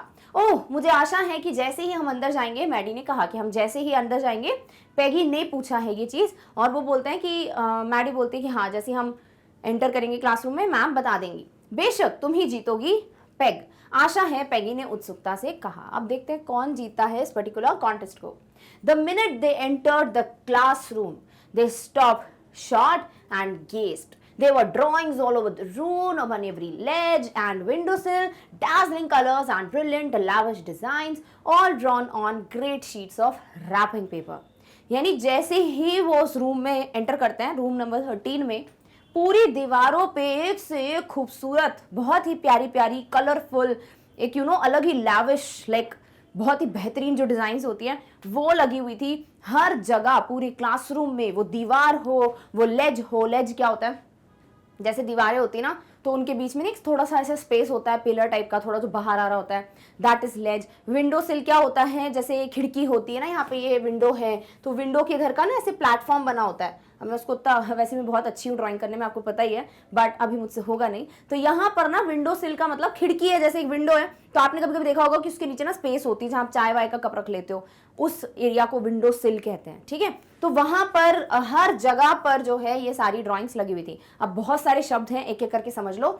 The minute they enter the classroom, जैसे ही, जिस क्षण ये लोग एंटर हुए पेगी और मैडी क्लासरूम में, दे स्टॉप्ड शॉर्ट, यानी चलते चलते इंटरेस्टेड जा रहे हो क्लासरूम में, एकदम से आपको कुछ ऐसा दिखता है, you are shocked, you will be like, हाँ ऐसे आप देखते रहोगे घूर घूर के, राइट? तो वही चीज हुई, क्लास में एकदम से रुक जाते हैं, एंड दे वर लाइक, वो हाफ रहे थे, they gasped. There were drawings all over the room, पूरे रूम में ड्राइंग्स लगी हुई थी, on every ledge, हर लेज पे लगी हुई थी, हर विंडो सिल पे लगी हुई थी, dazzling colors, लाइक बहुत ही प्यारे, बहुत ही चमचमाते हुए कलर्स थे, एंड ब्रिलियंट, और बहुत ही खूबसूरत, lavish, यानी कि बहुत जो उच्च स्तर की जो ड्राइंग होती है वैसी डिजाइन्स थी वो सारी ड्रेसेस की, all drawn on great sheets of wrapping paper. और एक रैपिंग पेपर आता है, स्टेशनरी आइटम है, जिसके ऊपर जो है ये ड्राइंग बनाई गई थी। तो ऐसी पूरी ड्राइंग्स क्लासरूम में लगी हुई थी, तो ये दोनों खड़े होकर देखते रह जाते क्योंकि इतनी खूबसूरत डिजाइन्स थी उन ड्रेसेस की। क्लियर है? चलो शब्दों का मीनिंग देख लो। सो गेज्ड यानी ब्रीथ विथ ओपन माउथ, मुंह खुला हो, और आप अगर आप सांस ले रहे हो, दैट इज हाफना। विंडो से lower portion of a window, यानी विंडो के नीचे का जो एरिया होता है, खिड़की के नीचे एक शेल्फ होता है, शेल्फ पता होगा आपको, ठीक है, जिसपे चीजें रख सकते हो, that is what is window सिल। लैविश यानी वेरी ग्रैंड, मनमोहक, लाइक समथिंग जो बहुत खूबसूरत है, बहुत ही बेहतरीन, उच्च स्तर का है, जो आपके मन को मोह लेता है, that is what is lavish. Clear? Okay. जैसे ही उन्होंने कक्षा में प्रवेश किया वे रुक गए और हांफने लगे। पूरे कमरे में हर किनारे खिड़की पर चमकीले रंग और शानदार भव्य डिजाइन सभी रैपिंग पेपर की बड़ी कागज पर बनाए गए थे। तो जो भी रैपिंग पेपर्स होते हैं, उनकी बड़ी बड़ी शीट्स होती हैं, उस पर ये ड्राइंग की गई थी। Clear? Okay. There must have been 100 of them all lined up. These must be the drawings for the contest. They were. Everybody stopped and whistled or murmured admiringly. अब ये जो ड्राइंग्स हैं, ये लोग यही सोच रहे थे कि कम से कम 100 के करीब तो होंगी। ये जो ड्राइंग्स बनी हुई थी कम से कम 100 के करीब होंगी। सब एक साथ लाइन में लगी हुई थी, ऑल लाइंड अप, यानी सब पंक्तिबद्ध थी। और उसके बाद ये जो ड्राइंग्स हैं वो पक्का कॉन्टेस्ट यानी ड्राइंग कॉन्टेस्ट की होगी, यानी किसी ने जो बच्चे हैं जितने भी, उन सब ने सबमिट की होगी अपनी अपनी designs. And they were, everybody stopped, और वही थी ड्राइंग कॉन्टेस्ट की सारी डिजाइंस। और सब खड़े होकर देखते रह गए, यानी सिर्फ पैगी और मैडी नहीं, क्लास का हर एक बच्चा शॉक्ड था इतनी खूबसूरत डिजाइन्स देखकर। सब खड़े के खड़े रह गए, सब सीटी मार रहे हैं बढ़िया कि वाह क्या ड्राइंग्स बनाई हैं। एंड मर्मर्ड एडमायरिंगली, मर्मर मतलब बहुत धीरे धीरे खुसफुसा के बात करना, लाइक एकदम से जब कुछ अच्छा दिखता है सब आपस में नहीं बोले लगते, ओह माय गॉड कितनी अच्छी ड्राइंग्स है, ऐसे करके। That is what is murmured admiringly, यानी कि सब लोग प्रशंसा कर रहे थे उन ड्राइंग्स की कि वाह कितनी प्यारी डिजाइंस है। As soon as the class had assembled, जैसे ही पूरी क्लास जो है वो इकट्ठा हो गई, यानी सारे बच्चे आ गए, miss mason announce the winners, और मिस मेसन जो है सबको फिर बताती है कि विनर्स कौन है। Jack Beagles had won for the boys, she said, and his design for an outboard motor was on exhibition in room 12, along with the sketches by all the other boys. तो लड़कों को क्या दिया गया था? Motor boat का design बनाने के लिए, राइट? तो यहाँ पर लड़कों का विनर होता है वो था कौन? Jack beagles. प्लीज ये नाम ध्यान में रखना, बिकॉज आपको वैसे ही बहुत सारे कैरेक्टर्स के नाम मिल गए, तो उनमें से एक ये है। तो जैक बीगल्स ये थे कौन? बॉयज के विनर। और इनकी जो डिजाइन थी और बाकी लड़कों ने जो डिजाइन सबमिट की थी मोटर बोट की, सब एग्जीबिशन के लिए लगाई गई थी रूम नंबर 12 में, यानी जो भी देखना चाहे वो रूम 12 में जाके देख सकता है। Along with the sketches of all the other boys, like सारे लड़कों की जो भी डिजाइन थी वो, और जैक बीगल्स जो विनर थे उनकी डिजाइन जो है वो पूरी रूम नंबर 12 में लगा दी गई थी। क्लियर? ओके। वर्ड देख लो, मर्मर्ड। मर्मर्ड का मतलब होता है टू से इन लो वॉइस, फुसफुसाना, ठीक है, थोड़ा सा कम धीरे वाली आवाज में बात करना, that is what is murmured. अब हिंदी में देख लेते हैं। कम से कम यह 100 के करीब थी, सभी पंक्तिबद्ध थी, ये प्रतियोगिता के चित्र होने चाहिए, और वो थे। हर कोई रुक गया और निहारते हुए सीटी बजाई या फुसफुसाने लगा। जैसे ही कक्षा इकट्ठी हुई, मिस मेसन ने विजेताओं की घोषणा की। जैक बीगल्स ने लड़कों के लिए जीत हासिल की थी और एक आउटबोर्ड मोटर के लिए उसकी डिजाइन कमरा 12 में अन्य सभी लड़कों के रेखा चित्रों के साथ प्रदर्शनी में थी, यानी कि जितनी भी पिक्चर्स थी, उनकी पिक्चर्स हो या लड़कों की पिक्चर हो, जितने भी, वो सारे रूम नंबर 12 में प्रदर्शनी यानी एग्जीबिशन के लिए लगाई गई थी। क्लियर है? अब आगे बढ़ते हैं। लड़कियों का विनर कौन था? As for the girls, she said, she मतलब miss mason, although just 1 or 2 sketches were submitted by most, one girl, and room 13 should be proud of her, this one girl actually drew 100 designs, all different and all beautiful. तो लड़कियों का अगर हम कहें dresses का, तो ये लोग कहते हैं कि although just 1 or 2 sketches were submitted, like मुश्किल से 1 या 2 sketches थे जो सबमिट किए गए थे लड़कियों के द्वारा, लाइक हर एक लड़की ने 1 या किसी ने 2 डिजाइन दी थी, बट एक लड़की है जो रूम नंबर 13 की ही स्टूडेंट है ऑब्वियसली, और पूरे क्लासरूम को यानी कि पूरे जितने भी छात्राएं हैं, छात्र छात्राएं हैं, सबको उस लड़की पे नाज होना चाहिए, प्राउड फील करना चाहिए उसके लिए, क्योंकि उसने एक्चुअली 100 डिजाइन सबमिट की। आपका कंपटीशन है, आपको एक डिजाइन सबमिट करनी है, मैक्सिमम चलो 2, बट उस लड़की ने पूरे 100 डिजाइन्स सबमिट किए हैं, और सारे के सारे डिजाइन्स अलग, 100 डिजाइन्स ड्रेसेस के, सब एक दूसरे से अलग और सब बेहद खूबसूरत। तो इसीलिए मिस मेसन भी बड़ी खुश थी। In the opinion of the judges, any one of the drawings is worthy of winning the prize. और जो जजेस थे, जो विनर्स चूज करते हैं, उनके हिसाब से मिस मेसन ने कहा कि हर एक डिजाइन, जो ये 100 डिजाइन है ना, सिर्फ 1-2 नहीं थी अच्छी, हर एक डिजाइन जो है 100 की 100 डिजाइन जो हैं वो जो प्राइज है वो जीतने के लायक हैं। इतनी खूबसूरत डिजाइन थी वो सब की सब।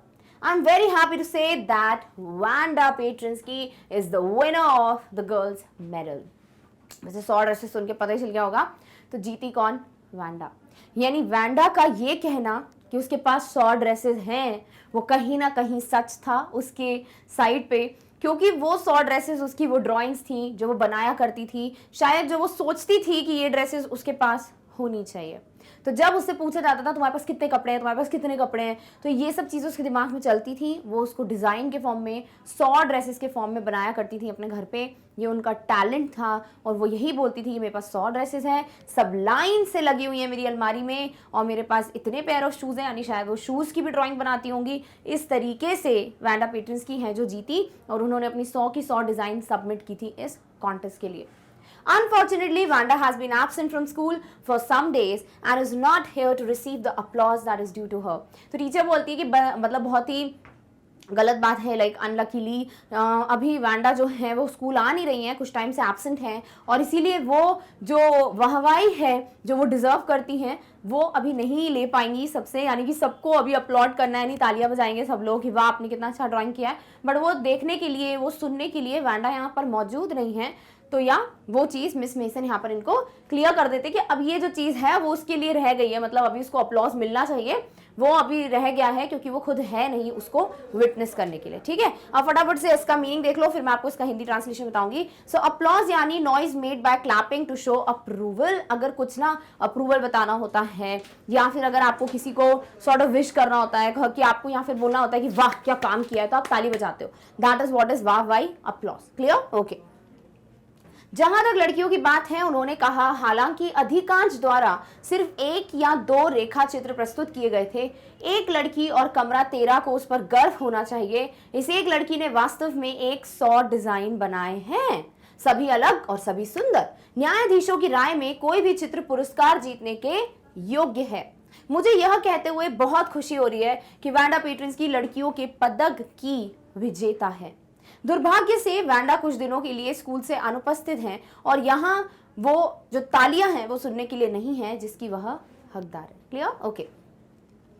Let us hope she'll be back tomorrow. Now class, you may file around the room quietly and look at her exquisite drawings. तो ये जो टीचर है वो बोलती है कि चलो उम्मीद करते हैं कि वांडा जो है वो कल आ जाएंगी, अगले दिन आ जाएंगी, तो हम तब उसको कंग्रेचुलेट कर लेंगे। बट अभी के लिए जितने भी बच्चे हैं वो सब एक लाइन में पूरी ड्राइंग्स जो है वो देख सकते हैं। फाइल अराउंड का मतलब क्या होता है कि जब आपको क्लासरूम में जैसे सपोज हर जगह ड्राइंग्स लगी हुई है, तो हर एक ना लाइन बनेगी पीछे की बच्चों की, और फिर ऐसे करके करके सब ड्राइंग्स देखते जाएंगे ताकि भीड़ ना हो। That is what is file around. सब चुपचाप सारे ड्राइंग्स को देखना, एंड जाकर जो ये खूबसूरत बेहद प्यारी प्यारी जो डिजाइन्स हैं वो सब जाके देखो। The children burst into applause and even the boys were glad to have a chance to stamp on the floor, put their fingers in their mouths and whistle, though they were not interested in dresses. तो ये जितने भी बच्चे हैं सब तालियां बजाने लगते हैं कि क्या मस्त ड्राइंग्स बनाई हैं, तो सब तालियां बजाने लगते हैं, और लड़के भी खुश हो जाते हैं कि भैया अब हमको फाइनली फ्लोर पे आके खड़े होकर ये ड्राइंग्स देखने को मिलेगी। भले उनको ड्रेसेस में कोई दिलचस्पी नहीं थी, बट उन्हें वो डिजाइन्स इतनी खूबसूरत लग रही थी कि उन्हें भी देखना था कि कौन कौन सी ड्रेस बनाई है। क्लियर है? चलो अब बहुत सारे वर्ड्स हैं, मीनिंग देख लो। सबसे पहले है file, to walk in a line. File मतलब यहाँ पर एक पंक्ति में चलना, सो पंक्ति में चलना। एक्सक्विजिट यानी extremely beautiful and well made, बहुत ही प्यारी, कोई चीज जो बहुत अच्छे से बनाई गई है, उत्कृष्ट। बर्स्ट इनटू अपलॉज यानी suddenly and spontaneously clapped hands, एकदम से खुद ब खुद ताली बजाना। लाइक कभी कभी होता है ना, जैसे मैं आपको बड़ा अच्छा एग्जांपल दूंगी, जब आप क्रिकेट देखते हो और कोई क्रिकेटर आपका फेवरेट हो, या फिर रहने दो क्रिकेटर आपकी टीम, ठीक है, अगर उस वक्त आपको उम्मीद नहीं है कि क्या होगा क्या होगा क्या होगा, ऐसा होता है, और एकदम से चौका छक्का लग जाता हो, तो आप एकदम से करते हो ना ये ताली बजाने लगते हो। लाइक मेरे घर में तो ये बहुत होता है, मेरे भाई बहुत ज्यादा करता है ये, तो आई होप आप लोग भी उतने एक्साइटेड होते होंगे कि वाह क्या शॉट है, होना भी चाहिए, राइट। तो वही चीज होती है, एकदम से ताली बजने लगती है। वही चीज इनके साथ हुई। वो ड्रेस इतनी खूबसूरत थी जितनी रूम में लगी हुई थी कि ऑटोमेटिकली सब बच्चे जो हैं एकदम से ताली बजाने लगे। स्टैम्प यानी स्ट्राइक फ्लो विद फीट, पैरों से फर्श पर प्रहार करना, लाइक एकदम से उतरे बेंच से और देखने गए। That is what is stamp on the floor. Done? Okay, चलिए मीनिंग देख लीजिए। आइए आशा करते हैं कि वह कल वापस आएगी। अब कक्षा आप चुपचाप कमरे के चारों ओर एक पंक्ति में चल सकते हैं और उसके उत्तम चित्र देख सकते हैं। बच्चों ने तालियां बजाई और यहाँ तक कि लड़के भी खुश थे कि उन्हें फर्श पर नीचे आने, अपने मुंह में अपनी उंगलियां डालकर और सीटी बजाने का मौका मिला। हालांकि उन्हें पोशाक में कोई दिलचस्पी नहीं थी, उन्हें बस देखना था कि कितनी खूबसूरत डिजाइन है। क्लियर? ओके, चलिए। Look Peg whispered Maddie. अब धीरे से बोला ना टीचर ने, तो मैडी एकदम धीरे से पेग को बोलती, पेग देखो, there is that blue one she told us about, isn't it beautiful. कि वो जो ब्लू ड्रेस उसने बताई थी ना, कौन सी थी, मैंने आपको बोला था याद रखना है, एक पेल ब्लू कलर की फीके से नीले रंग की ड्रेस जिसपे कलर्ड ट्रिमिंग्स लगे हुए हैं, है ना। तो वो ड्रेस देखो, वो जो उसने हमें बताई थी, कितनी प्यारी है ना, कितनी सुंदर सुंदर नहीं लग रही तुमको, ऐसे करके वो पूछती है। तो पैगी बोलती है, yes and here's that green one, बोलते और ये रही वो ग्रीन कलर की, वो जो जंगल ग्रीन कलर की थी, रेड सैश क्रिसमस ट्री वाली, वो देखो वो रही ग्रीन वाली।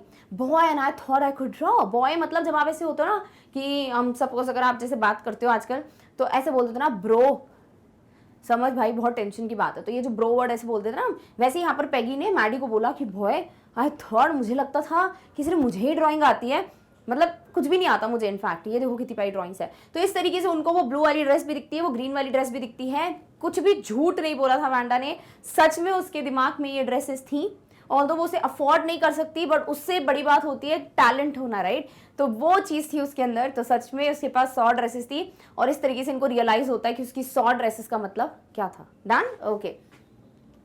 देखो पैग, मैडी फुसफुसाई, वहां वो नीली वाली पोशाक है जिसके बारे में उसने हमें बताया था, कितनी सुंदर है ना? हाँ, पैगी ने कहा, और यहाँ वह हरी वाली है, और मुझे लगता था कि मैं ही चित्रकारी कर सकती थी। तो पैगी को भी रियलाइज हो जाता है कि सिर्फ वही अच्छी ड्राइंग नहीं करती, बल्कि वैंडा उनसे बहुत बेहतर आर्टिस्ट है। क्लियर? ओके, चलिए।